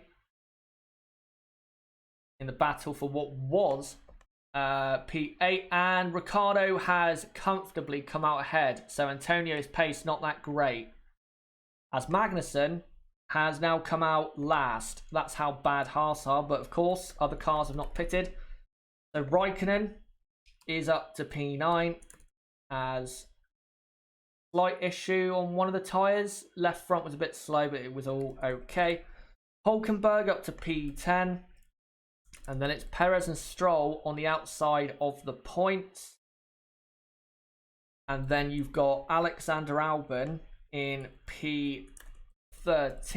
Then Kvyat P14. And then P15, I believe, is Grosjean. Yes, it is. And then, as Red Bull coming out into the pit lane, who for? It is likely to be Pierre Gasly. And it is. Has Daniel Ricciardo done enough to jump Pierre Gasly? Let's see. As very good pit stop on the hard compound tyres now is Gasly. Where does Ricciardo come out in relation to him? Let me just quickly finish up the order at the back. And where is Ricciardo? There is Ricciardo, but Gasly comes out ahead. So Gasly did enough on the outlap, or in the in-lap, sorry, to maintain position. But now Ricciardo has warm tyres and can go attacking surely on this first run at Gasly after the first and likely to be only pit stop of the Grand Prix for these drivers. So Raikkonen and Hülkenberg nicely up. So is Perez. Ricciardo really closing on Gasly now. And I think Ricciardo is going to get the move done. As they now come onto the straight, Ricciardo is going to open the DRS. And he should comfortably get past. Round the outside. And Daniel Ricciardo is into a net P8. Great there by Ricciardo. Doing what he usually does. Capitalizes when he does have the opportunity to do so. And he's up to, again, a net P8. But in reality, it's a P15 because other cars have not pitted. As Albon is P12 now. Then it's Kvyat. Grosjean. And here's a replay. It was easy for Ricciardo to get past. Grosjean P14. Ricciardo is P15. As a McLaren there in the pits. Putting on hard compound tyres. It is Lando Norris, also Sergio Perez in the pits. Are they going to serve that 5-second penalty? I think they probably will. Norris will come out comfortably ahead of... he comes out right behind Danny Kvyat and ahead of Grosjean. So that's vital for him. At least he has a car between him and Ricciardo. But so that promotes now Raikkonen up to 7th. And then Hülkenberg up to 8th. 9th is Lance Stroll because Sergio Perez pitted and came out Perez in P16. Giovinazzi, though, is right behind him. And then Albon is P10. And then P11 is Danny Kvyat.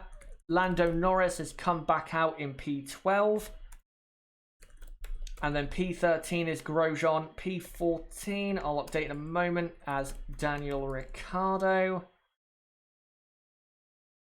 So yeah, Ricciardo P14, P15 Gasly, and P16 Sergio Perez. So there you go. As Carlos Sainz now in the pits, constantly having to update the order I am because F1 keeps coming into the pit lane. So here comes Carlos Sainz, and he might come out ahead of Kvyat. It's going to be close. He's going to put on the hard compound tyres. Great pit stop by McLaren. So that puts Raikkonen out to P6. And yes, Sainz will come out, I think, just ahead of Kvyat. So he's behind Albon. But yeah, ahead of Kvyat. So that's vital for him in his battle with his teammate Norris. So Hülkenberg P7 now. And then Stroll up to P8 as Norris is all over the back of Danny Kvyat. And then it's Albon P9 and P10 is Carlos Sainz. So, those are the positions right now, as Lando Norris is, I think, about to pass Danny Kvyat. Here he goes. Lando Norris down the Mistral straight, goes to the inside, and Norris, does he get the move done? Yes, he does. So, Lando Norris up to P11 as Max Verstappen pits. So Verstappen in the pits to put on medium tyres. Ferrari dummy Red Bull there, which I believe you're allowed to do. So Norris up to P11. Max Verstappen will come out in a comfortable P5. Verstappen on the hard compound tyres now. And Kimi Raikkonen is still P6 and, because he hasn't pitted yet. And then Kevin Magnussen has just passed Robert Kubica. So let me update that. Magnussen looks as though he's going to finish at the very back of the midfield at this rate because the Haas is, well, just that bad. So there you go. As Hamilton, by the way, has extended his lead on lap 21 out of 53 to 6 seconds over Valtteri Bottas.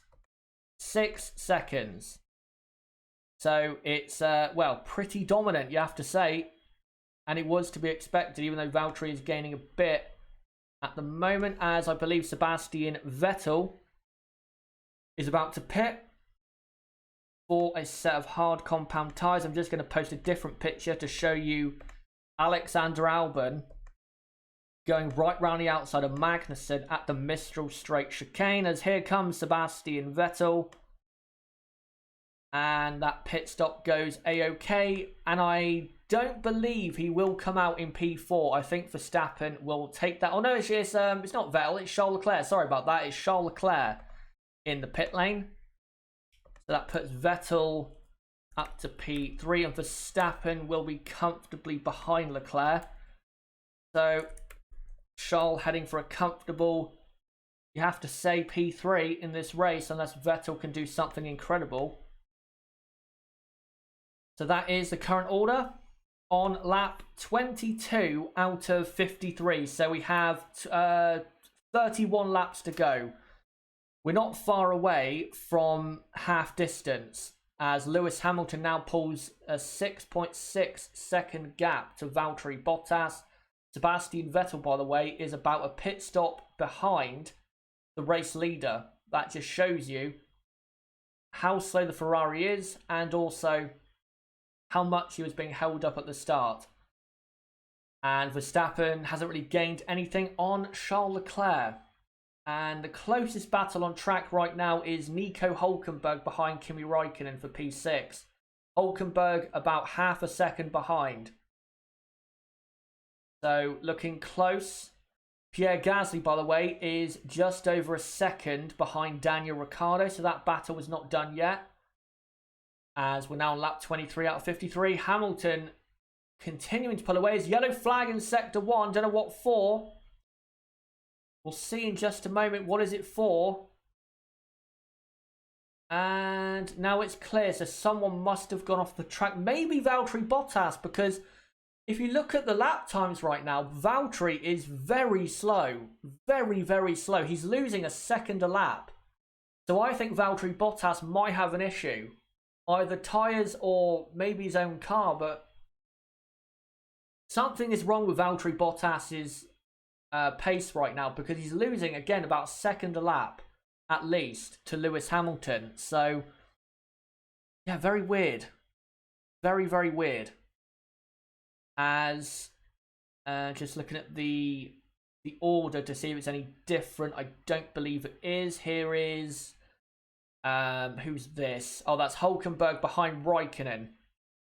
The closest battle on track for P6. These two, of course, very good drivers in the Alfa Romeo and Renault, respectively. Hülkenberg is close enough to be right there with Kimi Raikkonen, but you have to say, not close enough to pass, as Mercedes are coming out in the pits as Lewis Hamilton does the fastest lap. So it must be for Valtteri Bottas, and it is.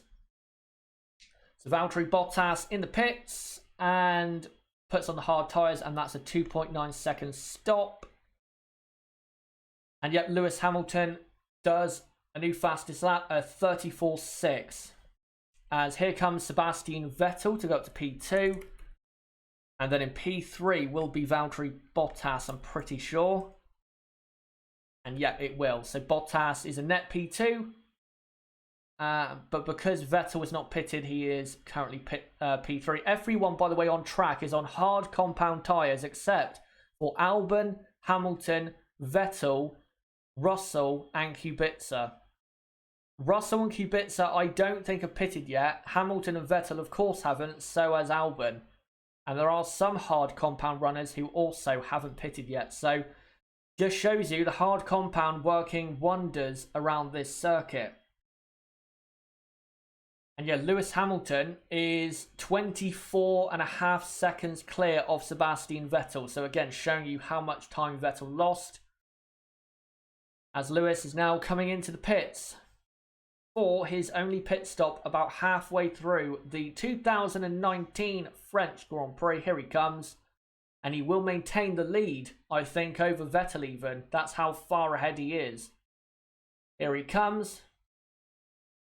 And such a quick pit stop. 2 point something, I think that pit stop was. 2.2 seconds. This team is honestly unstoppable. How can you possibly compete with a team that is almost perfect in every area? And here comes Hamilton. Exit the pits and yeah, is still in the lead of the race as we are now on lap 25 out of 53. Sebastian Vettel close behind but not ahead. Locks up into turn 1.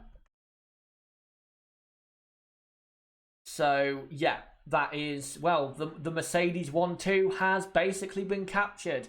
And here's a replay of Vettel locking up at turn 1, inside front. Didn't really cost him that big amount of time, probably a tenth. But he's pushing hard, is Vettel, to try and do an overcut on Verstappen. But I don't think it's necessarily going to work. Let me look at the gap. 9. No, I don't think it's working. I think Verstappen will still comfortably come out ahead. So I don't know, maybe they're going for the soft compound later on. Maybe that's what they're going to do. Not sure that's going to work, but I guess they have to try something. Kevin Magnussen, by the way, up to 18th. But miles off everyone else in the midfield, as Hülkenberg is still close behind Raikkonen, but not close enough to overtake. And here is a replay of Kevin Magnussen passing Russell down the, well, not the main straight, but, you know, the biggest straight of them all. Let me now, as Sebastian Vettel is now in the pit lane, and Vettel will come out, and so is Robert Kubica. So Vettel will come out in P5. Hard tyres go on, and Vettel gets going again. So can Sebastian Vettel somehow get after Verstappen? We'll see in the next 27 laps, as we're now halfway through the 2019 French Grand Prix. Let me quickly get this picture on screen of Sebastian Vettel that I've just found. So Sebastian Vettel again now into P5. And I'll update that right now as Alexander Albon is pitted. Alex Albon now in the pits. I'll update where he comes out in just a moment. Be interesting to see actually where he comes out. Bottas second, and then it's Leclerc in third, and Max Verstappen is P4. Is who's that? That's Verstappen lapping Kubica, I think. So yeah, Verstappen P4 and Vettel P5. Albon has come out behind Perez in P16. So let me update that. So Sainz is 9th. Norris is 10th. McLaren's still looking very good, by the way, if you are a McLaren fan, for P6 and P7. And then Danny Kvyat is P11. P12 is Daniel Ricciardo. And then... Oh, no, not Daniel Ricciardo. It's Romain Grosjean. Then it's Daniel Ricciardo. As Lewis Hamilton immediately does a new fastest lap, 34.5. Ricciardo is 13th. Gasly is 14th. Gasly now 2 seconds behind Daniel Ricciardo. So Gasly losing pace. And then it's Perez 15th and Alexander Albon in... Oh no, it's Antonio Giovinazzi is now 16th. But Albon is right behind him. That's a bit of a shame for Albon. Could have done with being ahead of the Alpha, but there you go. That is the current order. As we are still watching the closest battle on track, which is Hülkenberg and Raikkonen for P6. And there is when Giovinazzi passed Albon for 16th place. Very, very comfortable, I think, around the outside. Lewis Hamilton, by the way, gained even more time during the overcut. He's now 12 seconds clear of Bottas in first place on lap 27. So Hamilton could end up a pit stop ahead at this rate. Bottas has no speed. Leclerc's not even that far behind Valtteri. So Valtteri not quick at all right now. And then Verstappen comfortably behind Leclerc. Vettel is closing on Verstappen as Lewis Hamilton does another new fastest lap. Kimi Raikkonen is P6 as Ricciardo round the outside of Romain Grosjean at the Mistral Straight chicane, but goes a bit wide, and Grosjean goes off the track trying to get the position back. And Grosjean honestly would be stupid to continue fighting because he'll get a penalty if he gets the position. And he doesn't. So Ricciardo gets up to P12, but is a net P8, I think. There you go. So Ricciardo P12, Grosjean P13. Ricciardo went round the outside, went slightly wider than he wanted to, but Grosjean there not really doing that well. What he should have done is an undercut through the corner. On the exit of the corner. And if Romain Grosjean is complaining about Ricciardo, he needs to shut up because Ricciardo did nothing wrong. That's Grosjean's own poor driving. And I have to say, as Pierre Gasly is about to pit, Pierre Gasly is about to pass Grosjean. Romain Grosjean, I honestly think at this point is done in Formula 1 because he has such a bad reputation right now. No pace, complains all the time. His team principal at this point probably doesn't even like him. So, yeah, I think Grosjean, honestly, in Formula 1, if he continues this type of performance, I know the Haas car's bad, but if he continues like this, I think Grosjean is done in Formula 1, as Pierre Gasly now passes him for P13. So, let me just update that. Albon, by the way, has dropped back behind Giovinazzi. Good news, by the way, for Sergio Perez is that he overcut the Alpha of Antonio Giovinazzi. That's good news for him for later on in the Grand Prix. And there is Gunter Stein on the TV, not looking happy at all. As here is... As we cut back from Gunter, Lewis Hamilton laps one of his cars after 29 laps. That shows you how slow they are. As Vettel Just trying to see. So Vettel not gaining anymore on Verstappen. The closest battle on track again is Raikkonen and Hulkenberg. If Hulkenberg had enough straight line speed, I think Hulkenberg would get past, but he doesn't. So he can't get the move done, because I think if Hulkenberg could pass him, I think Nico would probably pull away. But he can't. He can't get close enough to overtake. And that, of course, is great news for Kimi Raikkonen, who right now is how many seconds ahead of the McLarens? Only about 13 ahead, so he's not too far behind the McLarens in terms of speed. The McLarens should be a P6 and P7 today. But Kimi, when he comes out on medium compound tyres, I assume, at the end, is definitely going to have a quick car, and he definitely could finish in the points. So watch out for the Iceman, who is on a roll, as here is Alexander Albon, DRS wide open. Can he get past Giovinazzi in the Alpha? He's going to have to dive for it. He's going to go around the outside, is he? No, Giovinazzi cuts that off. Good defending. Albon will do the undercut through the exit of the corner. And now get a run up to turn 11. Will Albon do what his teammate did? Oh, very nice dummy. Very, very nice dummy by Albon. That is expert overtaking. That's a lesson for anyone out there in how to overtake.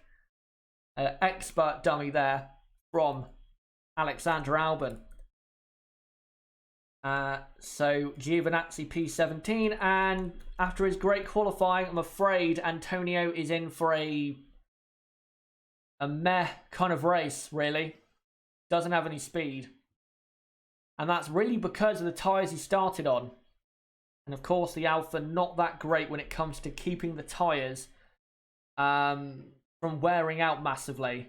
As again, closest battle on track, Hulkenberg and Raikkonen. And what we're really watching out for right now, guys, is when Raikkonen and Hulkenberg pit, those two are going to be the drivers to look out for, because they will have a lot of pace at the end of this Grand Prix. As we have a new lap record, Lewis Hamilton on lap 31 does a 1:34.0. New lap record at Paul Ricard. And you have to say, he absolutely deserves it, because he has absolutely stunning speed. So, by the way, with Romain Grosjean, I found the transcribe of what he said. He said he rejoined the track very dangerously and I had to go around the outside. He never went off the track. So what are you even talking about? He never went off the track. Roman, honestly, he honestly complains about anything. And I'm sick of it. I'm really sick of it. But anyway, let's concentrate on the other runners that aren't miles off the pace. And here is, again, Raikkonen versus Hulkenberg. Kimi doing very well, you have to say. So is Nico. If Nico had not had his bad qualifying, I think Nico would be comfortably getting a point today. But because of his bad qualifying, he's tight for time. As by the way, Lance Stroll is actually closing in on Hulkenberg and Raikkonen. So Stroll looking good as well, but I don't think Stroll will finish in the points, as Lewis Hamilton does a new lap record. It is still a 1:34, but it's now 1:34.003. So the lap record is now tumbling here at Paul Ricard, and I think it has become pretty obvious that Lewis Hamilton wants the fastest lap point. And Hulkenberg currently on the radio, and if I was Hulkenberg, I would ask to be pitted, because I believe the Alpha is definitely holding up the Renault. So I think Renault should pit Hulkenberg. They're going to pit Kimi Raikkonen though. So Kimi Raikkonen is now into the pits finally, and he will, I presume, as so Renault dummied Alpha, so that's smart by Renault. As Raikkonen comes in, what tyres will Raikkonen put on? It's a medium compound. That's the only compound they can really go on to. So now Hulkenberg will do, or needs to do, an absolutely stunning outlap, or inlap, sorry, to get that position as Kimi Raikkonen comes out and is in between Ricciardo and Gasly. So right now, Raikkonen, sorry, is in the points. Raikkonen has got past Gasly in the pit stop phase. So great there by Kimi Raikkonen.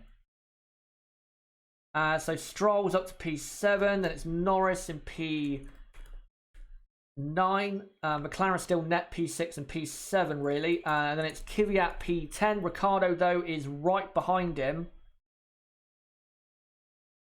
So, and here he comes, Ricciardo down the inside, and Ricciardo up to P11. And Kvyat, I don't think will try to get that back because he'll lose time doing so. So Ricciardo is up to P11, and then it's Danny Kvyat in P11. So, yeah, Ricciardo P10, Kvyat P11, then Raikkonen P12.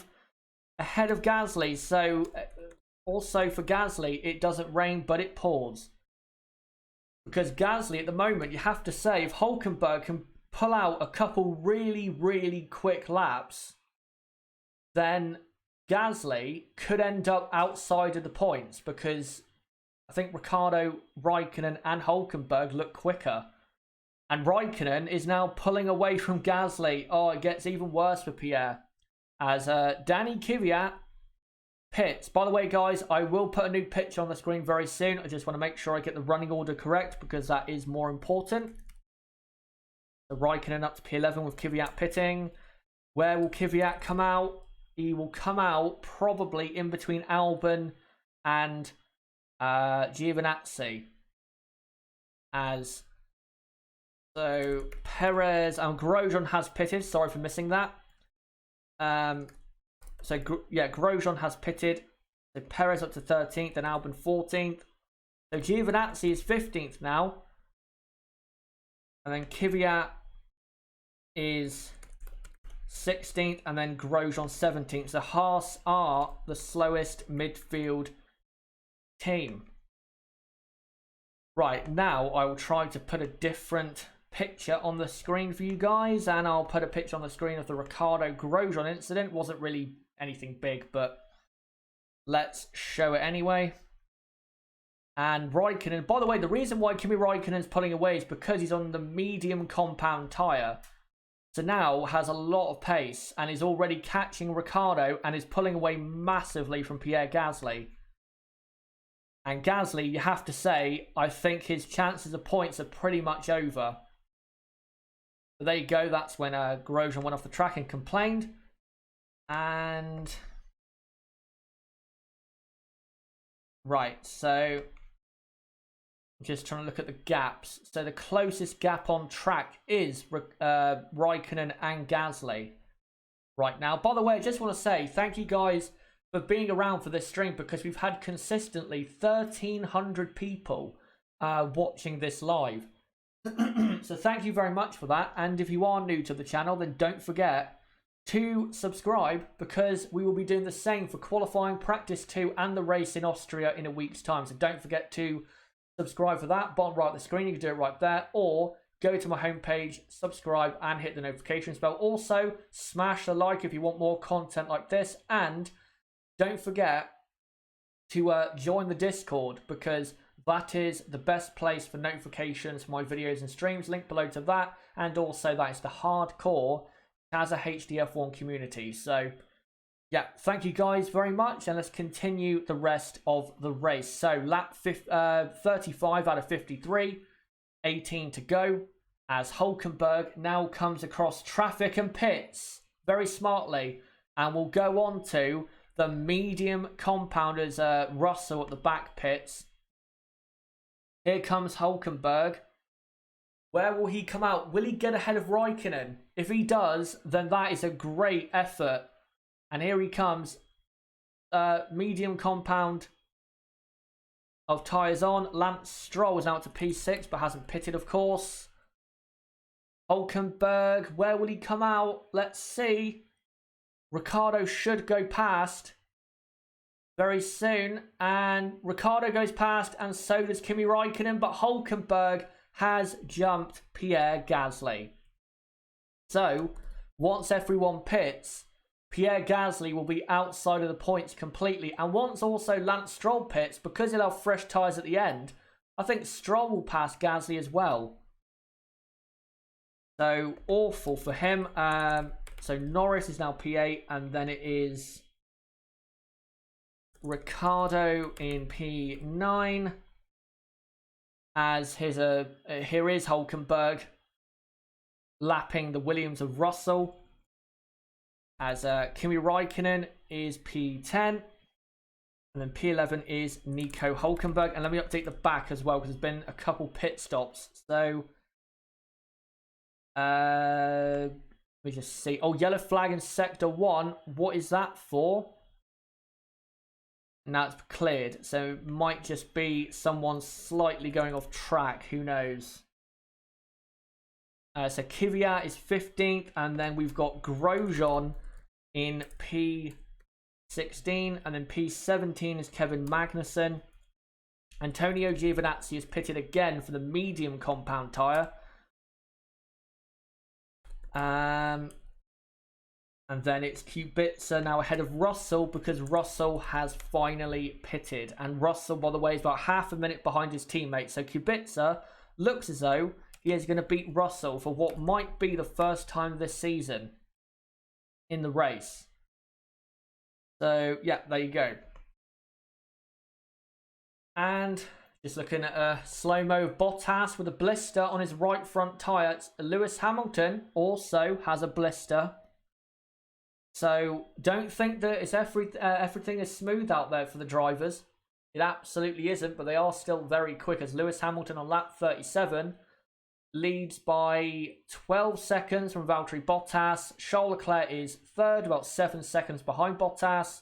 And then Verstappen is fourth, about 7 seconds behind him. Then Vettel is 7 seconds behind Verstappen. So the top 5 is of no interest because nothing's happening. Lance Stroll is P6, hasn't pitted yet though. Sainz is P7, Norris is P8, Ricciardo P9, Raikkonen P10, Hulkenberg P11, Gasly P12, Perez P13, and then Albon, Kvyat, Grosjean, Magnussen, Giovinazzi, Kubica, Russell. The only driver that hasn't pitted is Lance Stroll, as race controls say that an investigation for Ricciardo and Grosjean, no investigation necessary. Absolutely, Grosjean, as usual, complaining about nothing. So the thing to look out for now is Lance Stroll, because his aim will be to try and get ahead of Gasly on the overcut. But when he pits and comes out, he might be able to pass Gasly anyway. As by the way, Sergio Perez is only 1.5 seconds behind Gasly. By the way, I just want to say to anyone watching who watched my Gasly video a week ago, this is exactly why I said so. Look at him. He is in a net P11 in a Red Bull. You cannot even argue that he's not good enough. It's not an argument. He's clearly not good enough. He's still a midfield driver in a top-end car. And today's race has clearly proven why. As we're currently looking at the two McLarens on track, not separated by much, but I think, honestly, team orders will come into play at McLaren because they have a net P6 and P7 in the bag. So there would be no real point in letting them race, considering that they're about to score 14 points and pull out a lead over Renault of the Renault. They're on target. Once Stroll pits, they're on target, Renault, to score 5 points, and McLaren are scoring 14. So the gap between McLaren and Renault should be 11 points by the end of this race, unless Stroll ruins Renault's race. Yeah, right now, there's no real close gaps on track. Everyone is comfortably separated at the moment. Lewis Hamilton has just pulled out another second over Valtteri Bottas. You have to say Bottas has not been at any point this, well, not this weekend, but really since qualifying 3, he just hasn't had any real grip to compete with Lewis Hamilton. Only at sporadic moments has he had the grip, but right now, and well, during this race, you have to say Valtteri has been trounced by Lewis Hamilton today. And if this happens again in Austria, which I think is quite likely, then I think the World Championship for the drivers will be over. Because Lewis Hamilton is pretty hard to beat when he has a near 50-point lead if he does win in Austria as well. As we're currently looking at Lance Stroll, as it looks as though Racing Point are getting ready for a pit stop. As a graphic there saying Lance Stroll's family. Well, you can kind of say they're the family as well, considering, of course, he's a part of their team. And Stroll continues for another lap. I think Stroll is going to put soft tyres on at the end. I think that's what they're going to do, because they know that Stroll, if he comes out now, won't be in the top 10. But if they put soft tyres on, they might get near that. What's the gap between him and Gasly? 4, 6, 10, 13. Yeah, the gap between him and Gasly is too big. If Stroll pits now, he'll come out in P14, I think, or P13 rather. So he would be best going on soft tyres and then going for it at the end. And then if he does that, I think he could probably finish on the outside of the points. As we're currently on board with Valtteri Bottas, as we are on lap 40 out of 53. 13 to go here at Paul Ricard. And, well, you have to say it has been a bit of a disappointing race. Hasn't been as good as it really could be. And, yeah, it's been kind of a meh kind of race. It's been very similar in terms of entertainment to Baku. There's been overtakes, but they haven't exactly been amazing. Hasn't been wall-to-wall action here in Paul Ricard today. So, bit disappointing, but you can't always have a great race like Canada every week. And by the way, when the race finishes, guys, let me know who is your driver of the day, as Lance Stroll is coming in for medium compound tyres. Yeah, let me know who is your driver of the day at the end of the race. And also let me know, out of 10, how do you rate this race? So far for me, this is probably a 4 or 5 out of 10. Not bad, but nothing special. As Stroll now comes in. So McLaren now up to 6th and 7th. Great day for McLaren, even though, of course, they fell behind massively the top 5. That was to be expected. So Ricciardo is up to P8. Raikkonen P9. And where does Stroll come out? He comes out, yeah, in 13th behind Perez. So, yeah, that's where he is. About 5 seconds behind Perez. Can he now catch Perez and Gasly? It'd be tough, but let's see what he's made of. As Charles Leclerc has done the fastest lap. A new lap record of a 33.8. So Ferrari turning up to get an extra point if they can. Right, so Hülkenberg is P10. And then P11 is Pierre Gasly. Again, very, very poor. I don't think anyone can doubt that. And then P12 is not Stroll, it's Perez. And then it is Stroll in 13th, who has just lapped the Williams of Russell, I believe. The Williams are a full lap behind basically everyone. So there you go. That is the live order with 12 laps to go at Paul Ricard. Again, Lewis Hamilton leads from Valtteri Bottas second. Third is Charles Leclerc. Fourth is Max Verstappen. Fifth is Sebastian Vettel. Then it's Carlos Sainz in P6. Then Norris in P7. Ricciardo P8. Raikkonen P9. Hülkenberg P10. Then Gasly P11. Perez P12. Stroll P13. And then it's Albon P14, Kvyat P15, Grosjean P16, Magnussen P17, and then Giovinazzi 18th. Very, very poor for him. And then it is Kubica and Russell at the back. And now I'm going to try and put up a different picture on screen. The driver of the day, by the way, so far you'd have to go for Lewis Hamilton because he has been relentless in the way he's pulled away at the front. yes, his car is the best, but he has been relentless, as Pierre Gasly is about to be lapped. And he has done, by the way, Lewis Hamilton, another new lap record, a 1:33.7, just to rub salt into the wounds. But, right, let me find some, not comments, let me find a picture. By the way, just to let you guys know, update, Daniel, is it Daniel Ricciardo? Yeah, Daniel Ricciardo has reported, I think, that his drinks bottle isn't connected. I know someone in the chat might put that already, but I've just found that out. I don't know if it's Ricciardo or Hulkenberg, but there you go. As just trying to look at the gaps and see who's close and who isn't. Kvyat is now within a second of Alexander Albon, so that's better for Kvyat. Albon is closing on the cars ahead, so Toro Rosso turning up the pace a bit now, as Lewis Hamilton does another new fastest lap. Again a 33.7, but lower when it comes to a 33.7. Now it's a 33.720. And let me show him on screen, because, well, this race is pretty much done and dusted with 10 laps to go.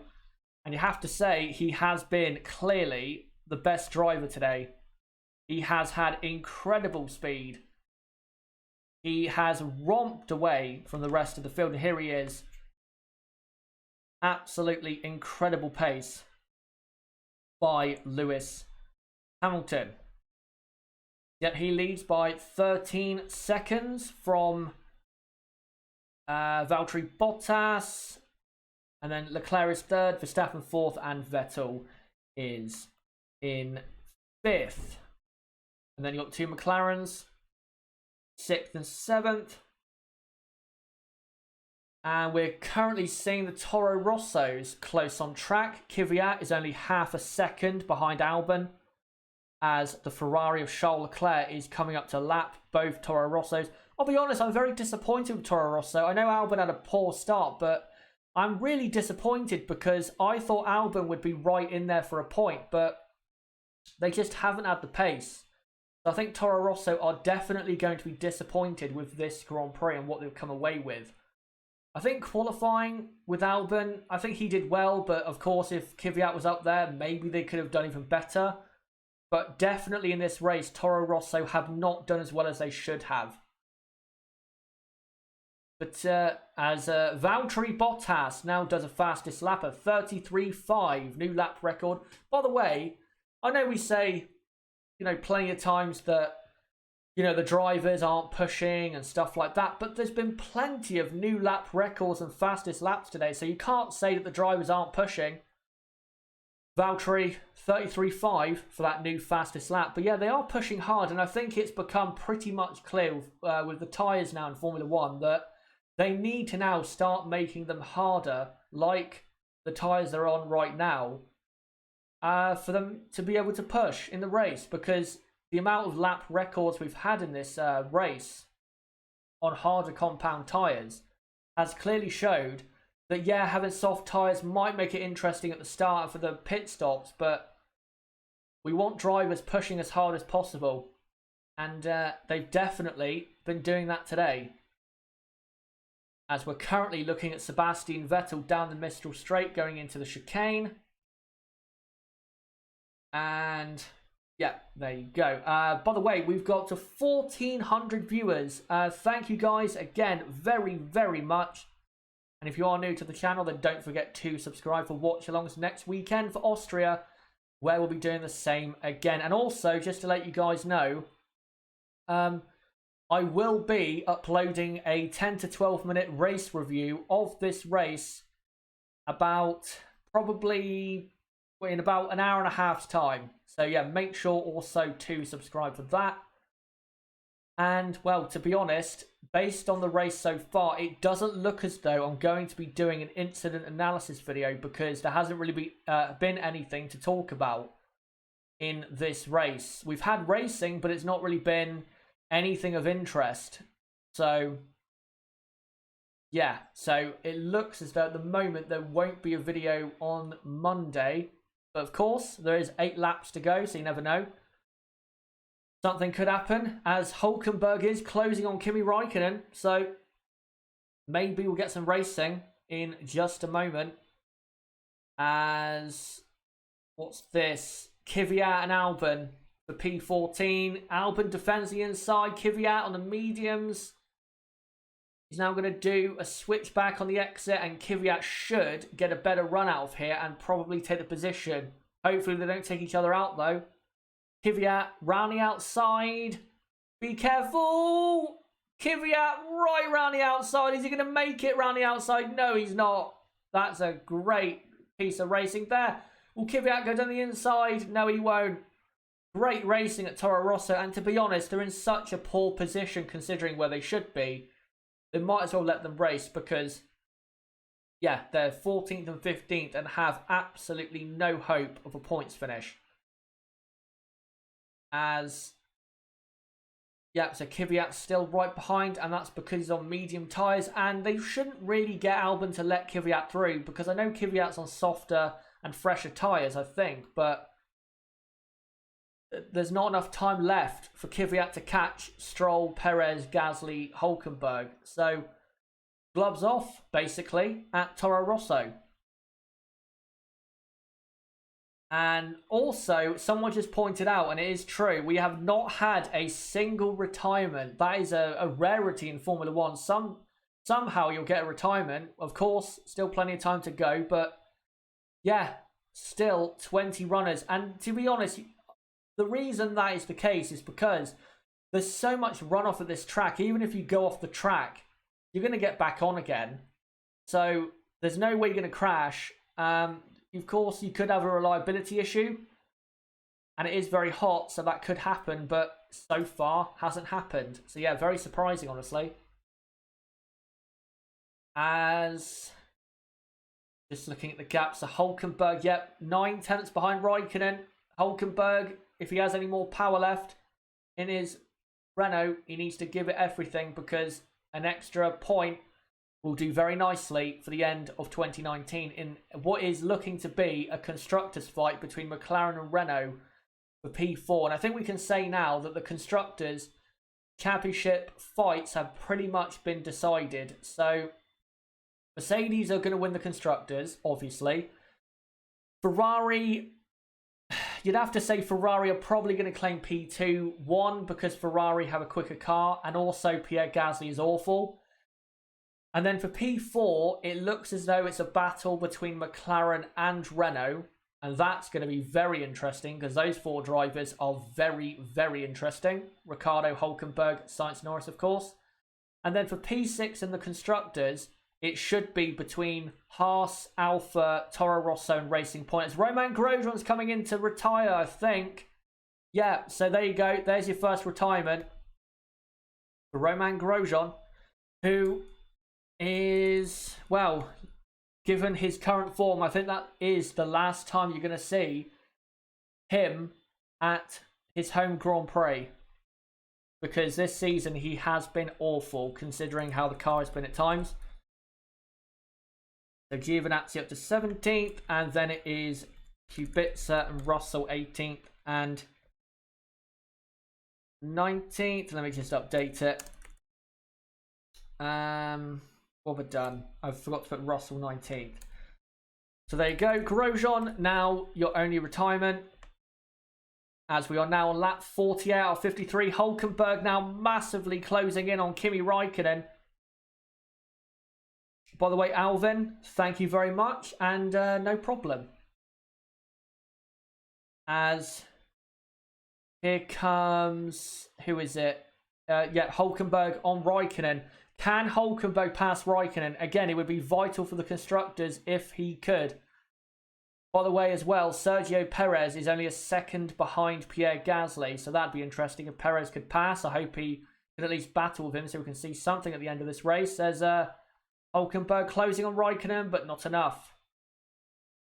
By the way, Lewis Hamilton is now 14.5 seconds clear of Valtteri Bottas. And yep, Grosjean now absolutely out of this Grand Prix. And also, Charles Leclerc, I also want to give credit to him. Only 5 seconds behind Bottas at a circuit where Ferrari are not supposed to be that good. That's a great performance. It's Hülkenberg is right behind Raikkonen as Kvyat has just passed Albon for position. They're still very close on track, so we'll see what happens between Albon and Kvyat. But Hülkenberg, he's right there for that 9th place, but can he get it? This is an epic battle for P9. And Perez now within a second of Gasly, so right at the end it's really heating up, and yet Kvyat has passed Albon. As Hülkenberg down the inside, no!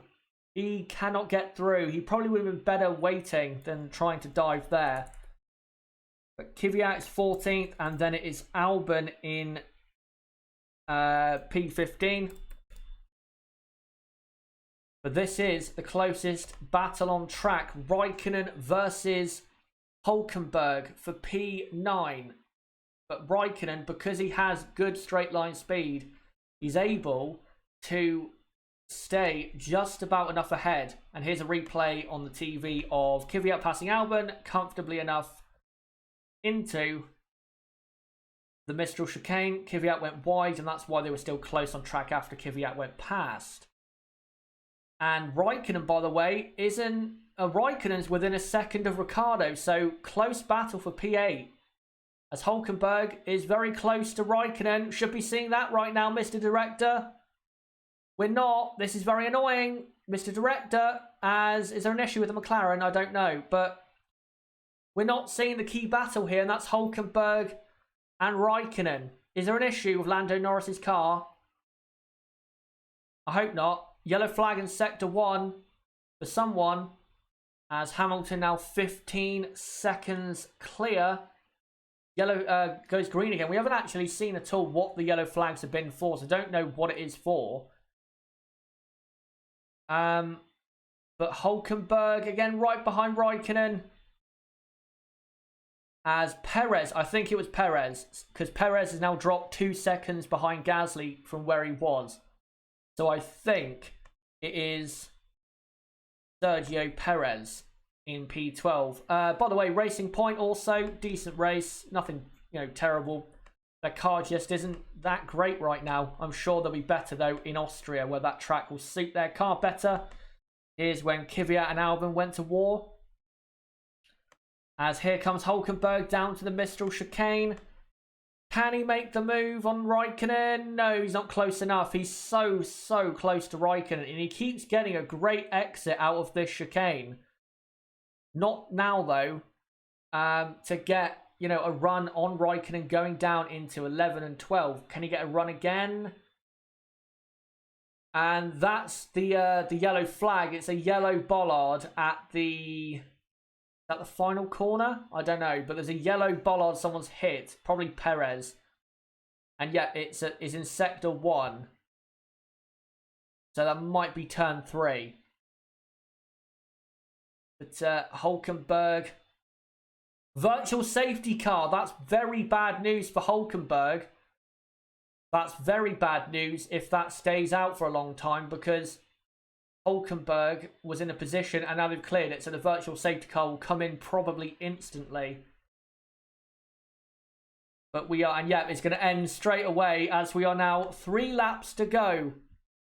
Here at Paul Ricard for the 2019 French Grand Prix, and here it is. So it is, who's that? It's Albon. So Albon hit the turn 1 bollard. That's not really a surprise. By the way, thank you guys very much for 1,500 people watching live. I really appreciate it. Thank you guys so much. And by the way, you all, every single one of you do contribute a lot to this stream being so successful. So again, thank you guys so much for being a part of the stream. As Hülkenberg reignites his battle with Kimi Raikkonen. Not close enough, though, to go for a move. If he can be half a second behind going onto the Mistral Straight, he can get past, but he's not close enough when they come onto the straight. And he keeps getting close into 11 and 12, but he's not close enough to actually pass. And here they come into 11. And again, he's closing, but he's not close enough for a move. Because he's not gaining enough in the first sector, really, of the track. Valtteri Bottas, by the way, still has the fastest lap of the race. Be interesting to see if Lewis Hamilton takes it away at the end.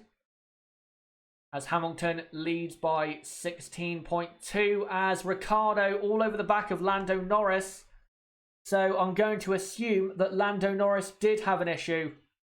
As Lewis Hamilton there about to start the penultimate lap. Such a shame for Norris if he does have an issue, because he's driven absolutely brilliantly this weekend. But he can still hold him off.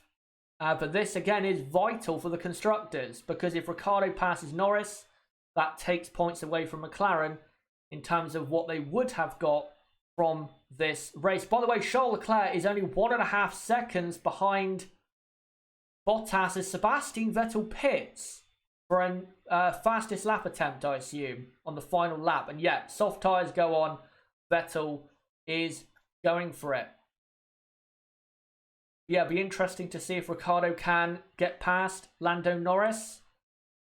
Hopefully, for Norris' sake, he can hold on, but it doesn't look like he will. It's very hard to see Norris holding on. By the way, also, Hülkenberg looks a bit closer this time as they now come into the Bose. Is Ricciardo going to go for it? No, he can't go for it at the moment. He's not close enough, but we are about to come on to the final lap. So both Hülkenberg and Ricciardo in their respective battles will have a final attempt to absolutely go for it and get a point, or an extra point, or points than what they are getting right now. Ricciardo, look at him, giving everything to get P7. You can smell blood. And he's on the prowl. As final lap, guys, of the 2019 French Grand Prix, as Charles Leclerc is now within a second of Valtteri Bottas. If Charles Leclerc turns his power unit up, you never know. Could be P2 for Ferrari. And Raikkonen now very close to Ricciardo, as Giovinazzi has just passed Kevin Magnussen. So let me update that. Haas retirement and 17th. I think that tells you everything you need to know about their race weekend. And yeah, Leclerc's right by... Here we go. Leclerc right behind Bottas. Can Leclerc nick second? Hopefully Charles has his power unit turned up to the absolute maximum, because you never know. That Ferrari is a beast in a straight line. Here we go, DRS. So Ricciardo's losing positions. Ricciardo's down to P10 for some reason. Here comes Charles Leclerc down to the Mistral chicane. Something's going on. Norris is now down to P10. I don't know what is happening, but Charles Leclerc is right behind Bottas here. For P2, can he make a move? I don't think he can. There's not enough time left. They're going to come into Bose, and I don't think Leclerc will have enough. And no, he doesn't. But Leclerc putting on a great performance. But Ricciardo has got up to P7. Raikkonen is P8. Hülkenberg is P9. As Lewis Hamilton comes to the line to win the 2019 French Grand Prix for Mercedes. Second will be Valtteri Bottas. And Charles Leclerc does the F1 game line at the end. Tries to get second. Great drive by Charles Leclerc. Valtteri Bottas finishes in second. Third is Charles Leclerc. And then, as Lewis Hamilton did a new lap record of 32.7, but Vettel is still out on track, so that might change in just a moment. But Ricciardo got P7. We'll have to see how he did that. So Ricciardo got P7. Raikkonen P8. P9 is Nico Hülkenberg. And then P10, Lando Norris. I honestly feel so sorry for Norris there. We'll have to see what happened. Here comes Sebastian Vettel. Will he get the fastest lap? Crosses the line and let's see. Yeah, fastest lap. What is it? It was 32.7. Yeah, 32. He only just gets it. Only just about gets it. So Sebastian Vettel takes the extra point. But It is Lewis Hamilton winning this Grand Prix by an absolute country mile. He was almost a pit stop ahead of Valtteri Bottas, and you have to say, I know the car, I know, the car is, very good and Bottas is right up there, but you have to say Bottas was, in terms of pace today, really poor. If there was more laps, I think Charles Leclerc would have got P2. So, and Ricciardo... Yeah, so Daniel Ricciardo, P7. Great result for him at team's home Grand Prix. And I want to see a replay of what happened at the end, because Ricciardo went down to P10 and then went back up to P7. So here we go. So Ricciardo goes round the outside of Norris at the chicane, goes slightly off the track. Norris then tries to go round the outside. Then Raikkonen passes Ricciardo. Norris loses all 3 positions. And then Ricciardo goes... That's got to be a penalty, surely. Ricciardo went off the track. Went off the track twice. So there you go. Off the track. And then Norris... I don't think Ricciardo pushed him out. He couldn't really do anything there, Ricciardo. And then here, look. Gets in a slipstream with Kimi Raikkonen. He's off the track there and there, but completes the move on circuit. So what are they going to say about that? I think Ricciardo might get a penalty for that, because he was definitely on circuit while off the track whilst trying to complete it. And somehow Lando Norris has got driver of the day. I have absolutely no idea why. But, well, the incident analysis is going to be happening for Monday now for sure, because that racing at the end was absolutely spectacular, and I think we'll have to analyse and really debate whether Daniel Ricciardo was in the right for what he did. But we'll do that tomorrow, of course. 12 PM UK time, incident analysis for the French Grand Prix. But there you go. You can see at the front there of that pack. Let me just adjust the size. Lewis Hamilton, your race winner, from Bottas second, then Leclerc, Verstappen, and Vettel. And under investigation is that turn 9 incident for Ricciardo leaving the track and gaining an advantage. And I think Ricciardo definitely gained by going off the track, because he completed the move off the circuit on Norris. With Raikkonen, I'm not sure. We'll have to take another look. But Norris, he definitely went off the track, completing that move. But yeah, there you go. Nib says Ricciardo has just thrown away points. Yeah, I think Ricciardo is definitely going to get a penalty for that. And because all the other cars were close behind, he'll probably end up P10. So, I mean, Ricciardo, of course, had to go for it, but did he necessarily need to go off the circuit like he did? That's a debate for tomorrow. That is definitely a debate for tomorrow. But great end to the race there for sure. And that race was an alright race. The middle part of the race was quite boring, but it was alright. 5 out of 10 for me. Let me know, guys, out of 10, how would you rate this race?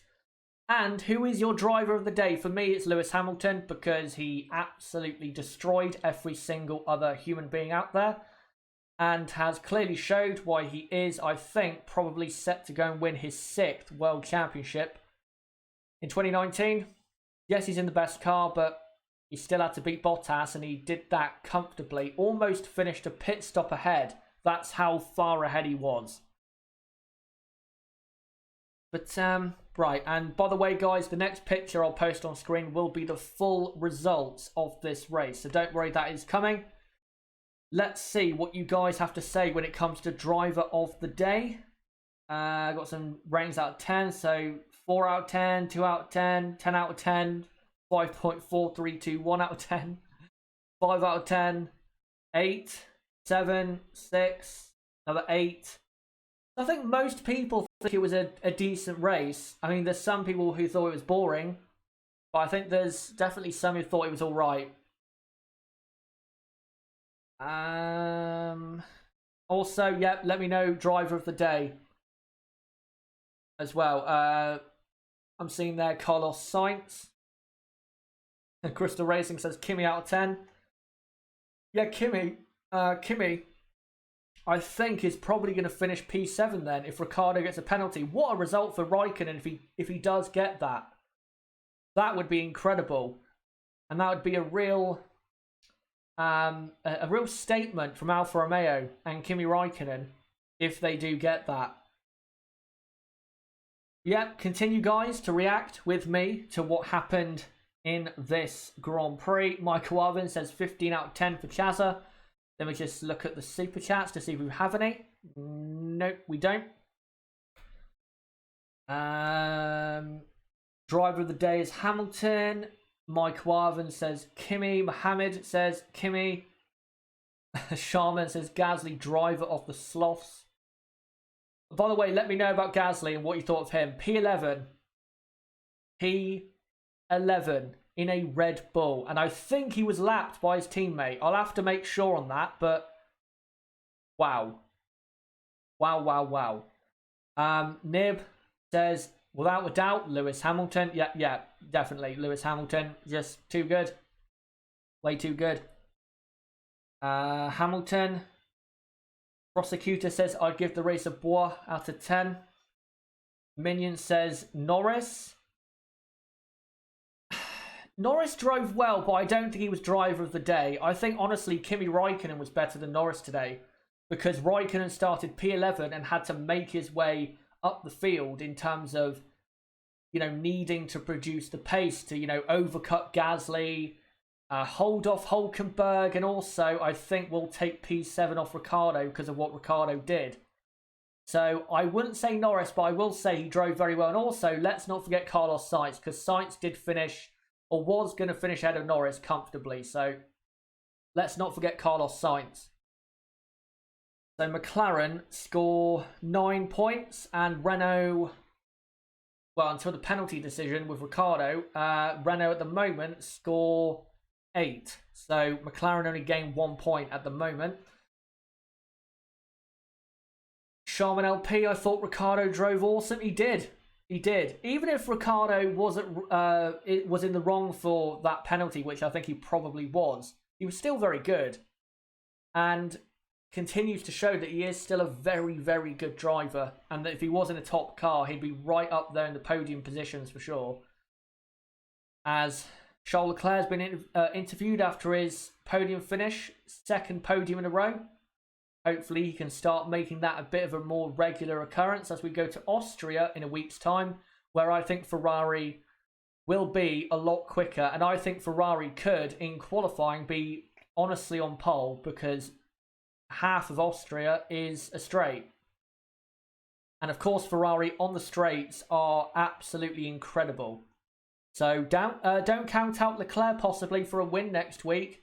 He's looking a bit better than he was around Spain and Monaco in terms of confidence and pace. So don't count out young Charles Leclerc.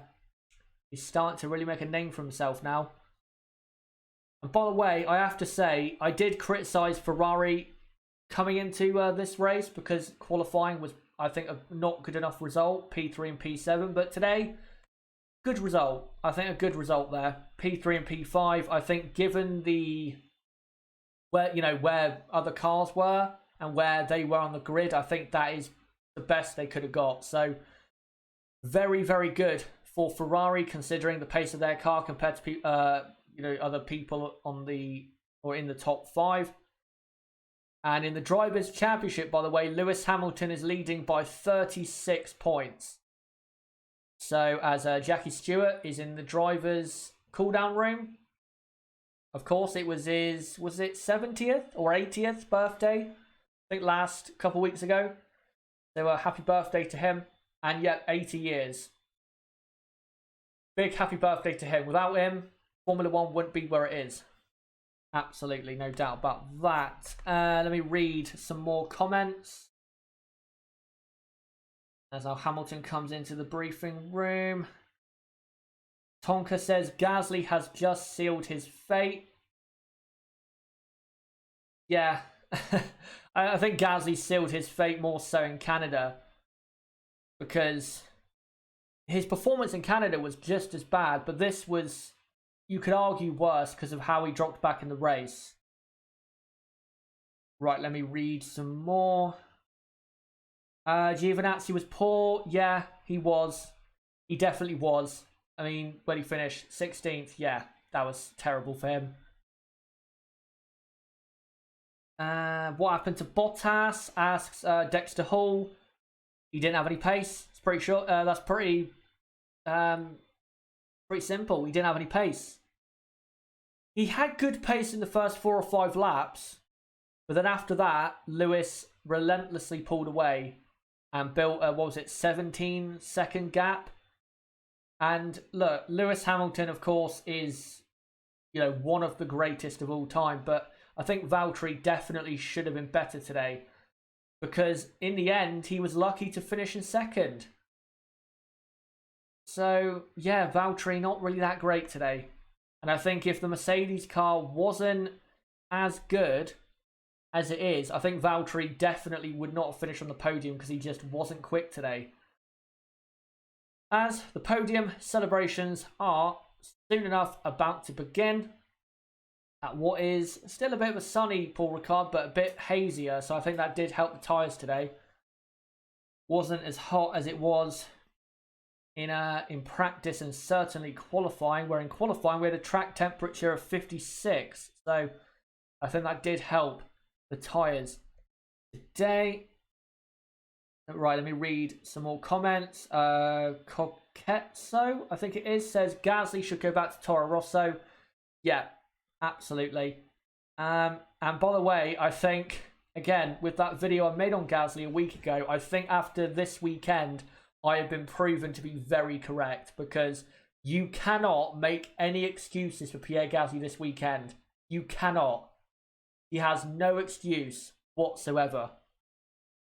None whatsoever. Anyway. Right, let me... Dan Smith, as predicted, Stroll up 5 places. Yep.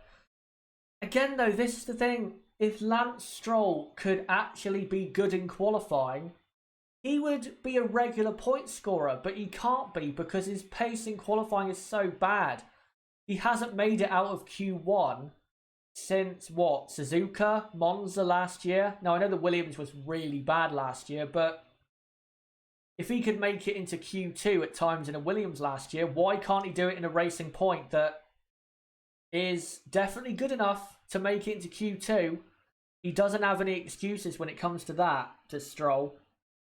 He has to focus on qualifying. If he gets qualifying right, Lance Stroll will guarantee you he will become a regular point scorer if he can sort out his qualifying.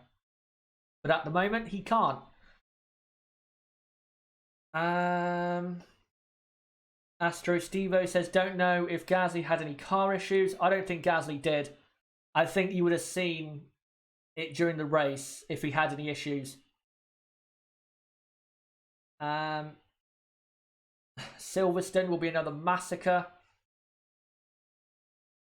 Right, let me find some more comments here from you guys. And then soon enough, yeah, I'll post a picture of the finishing order of this race. By the way, if you have not put in yet your rating out of 10 for this race or your driver of the day, then there is still time to do so, so make sure to do that if you haven't done it already. BTCC fan says, annoyed for Lando. Yeah, that is a shame. I don't actually know what happened. Let me quickly go to McLaren's Twitter account and see what happened for Lando Norris. They should say what it was that he had an issue with. Let's take a look. If they said. No, they haven't said yet. So, well, I think maybe on team radio it was said, but yeah. By the way, I've just been added on Twitter from Shinks08, who said the reason Lando Norris is one driver of the day is because his Discord server spammed the driver of the day vote and said we caused Norris to win driver of the day. So if you're listening, well done on that. Very, very well done. Oh, that is good. That is good. Shows you the power of Discord. Right. Let me find more of your comments. Still no update on Ricciardo and whether he has a penalty or not. So that's probably why the race results are not coming out yet. Right, just trying to look at some, see if there's any pictures I can put on the screen. Don't think there is. I'll come back to you guys. Right, so Lando Norris had a hydraulic issue. Okay. Right, yeah. Yeah, that's definitely going to cause him to drop back through the field. To be fair, though, did well to still finish in the points, considering he had an issue with the hydraulics. Normally, that's a race ender. So, still good driving from Norris, even though he got, I think, kind of bullied off the track at the very end there.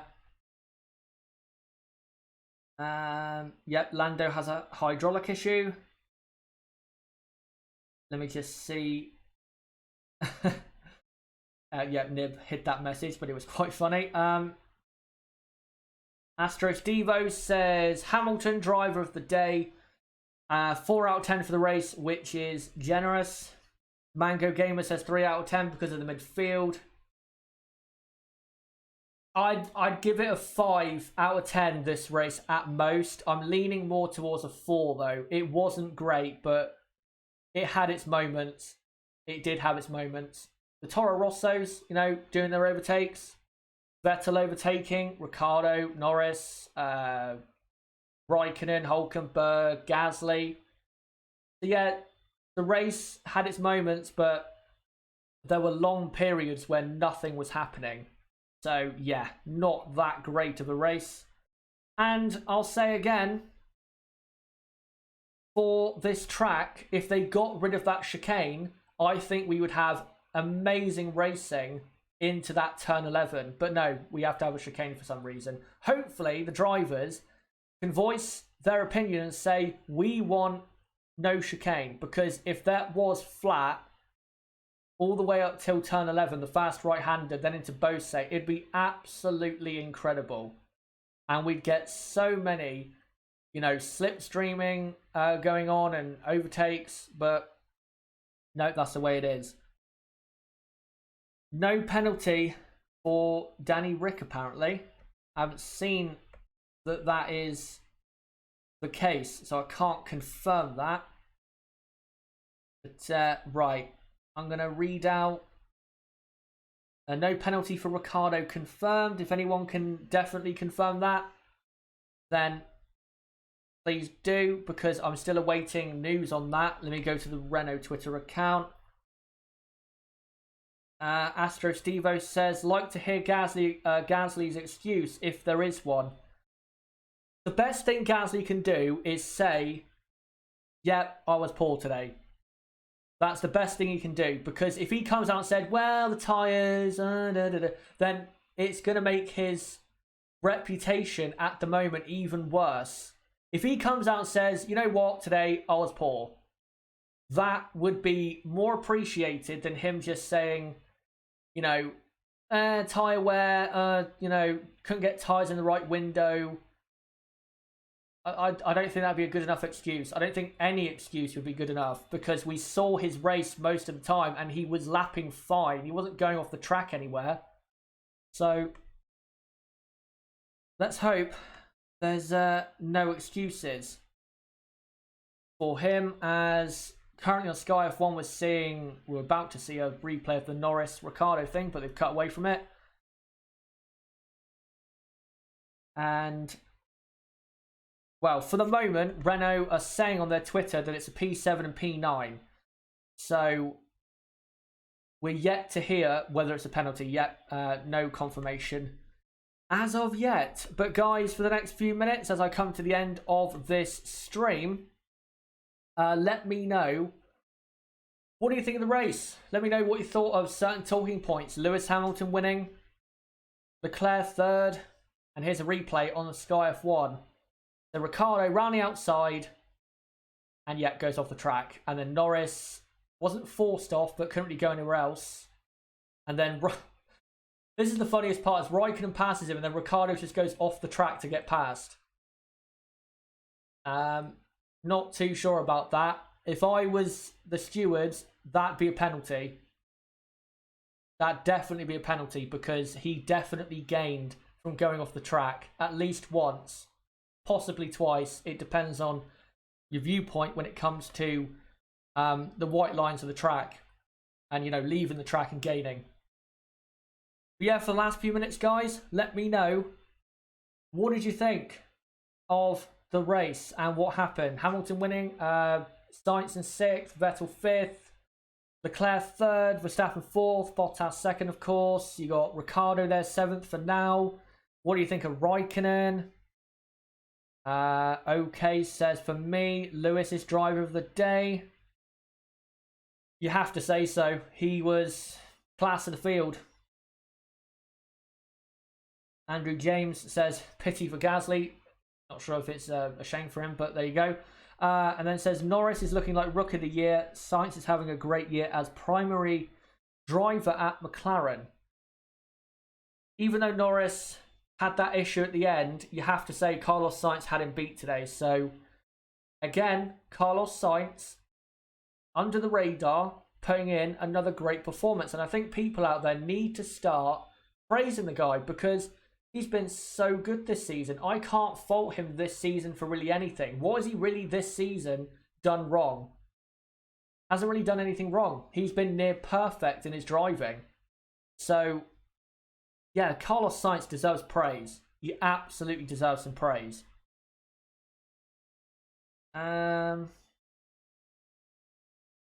Bristol Racing says, if only Rosberg stayed in F1 after 2016, yeah, it would have been more interesting for sure, but that's the way things happen sometimes. Lando had serious hydraulic issues. Okay.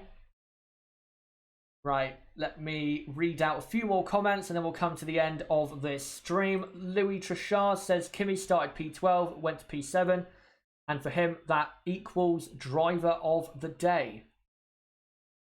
Michael Arvin says, Sainz has had a great season this year, no doubt. I think Carlos Sainz has absolutely been one of the top 10 best drivers this season, honestly. And I would say probably one of the top 8 best drivers this season.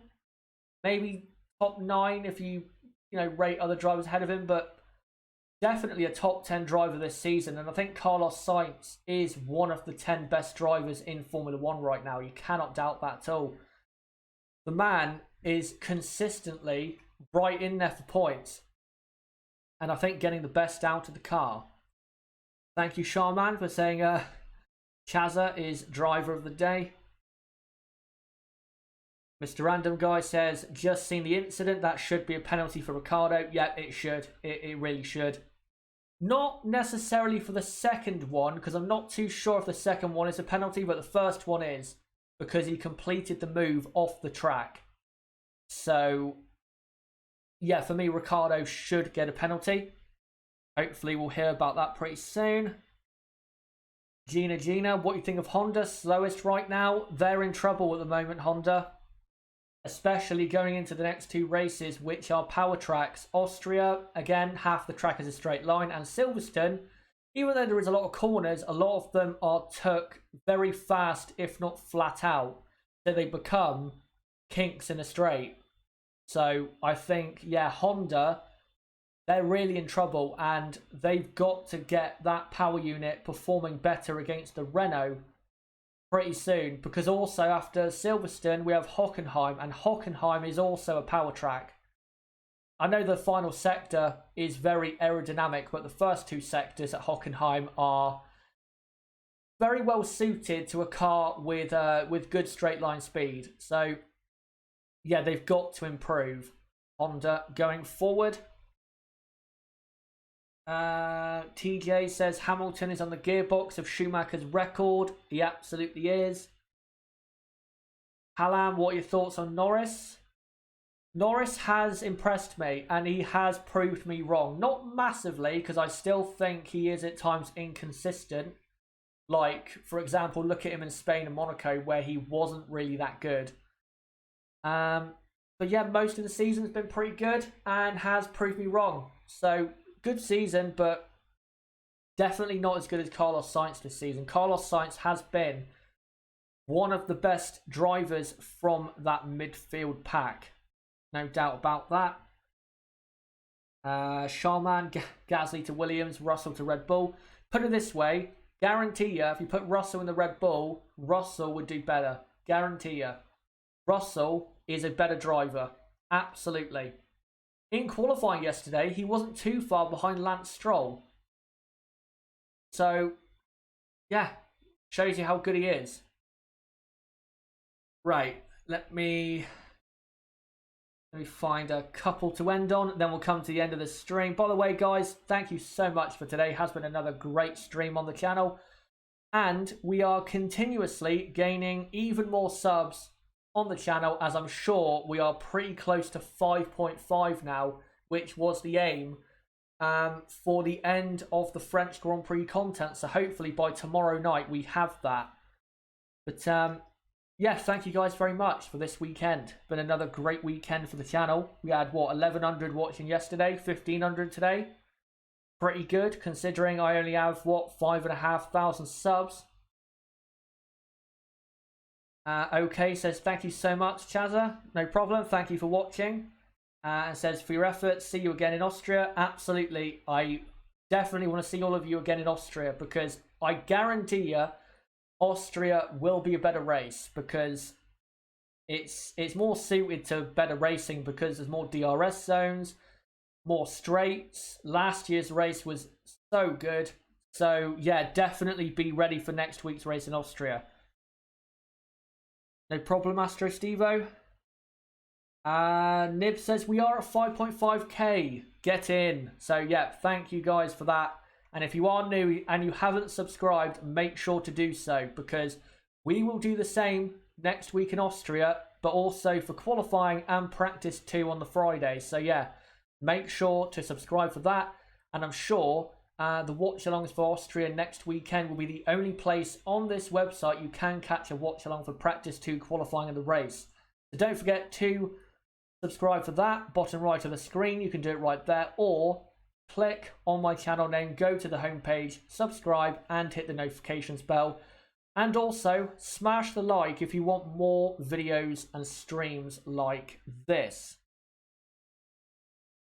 Right. I just need to check Twitter a moment, because I want to see if I can pull up the final results of the race.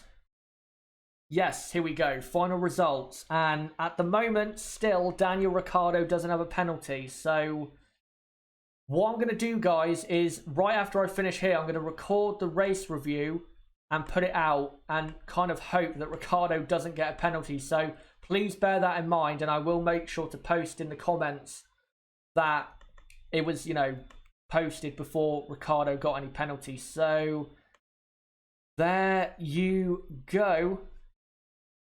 That is your final finishing order in Le Castellet for the 2019 French Grand Prix.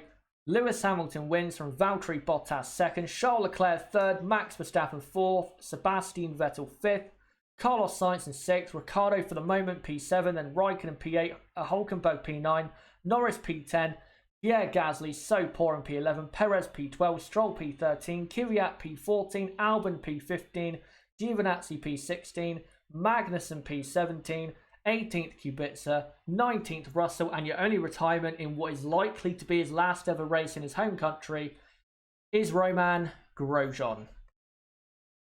Right, I'll read out final comment, guys, and then we will come to the end of the stream.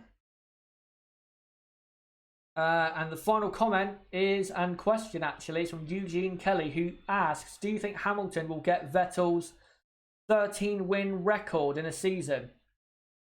Hamilton has won how many races this season? 1, 2, 3, 4, 5. That's 6 now. Yeah, I think Hamilton will probably end up winning 15. That's ambitious to say, but he is the best driver and has the best car. So it'd be pretty hard to deny him that. But again, guys, thank you so much for this race watch along. It has been it for this race watch along. We've hit 5.5k. I can't thank you guys enough, and hopefully by the end of Austria we can be at 6,000 subs.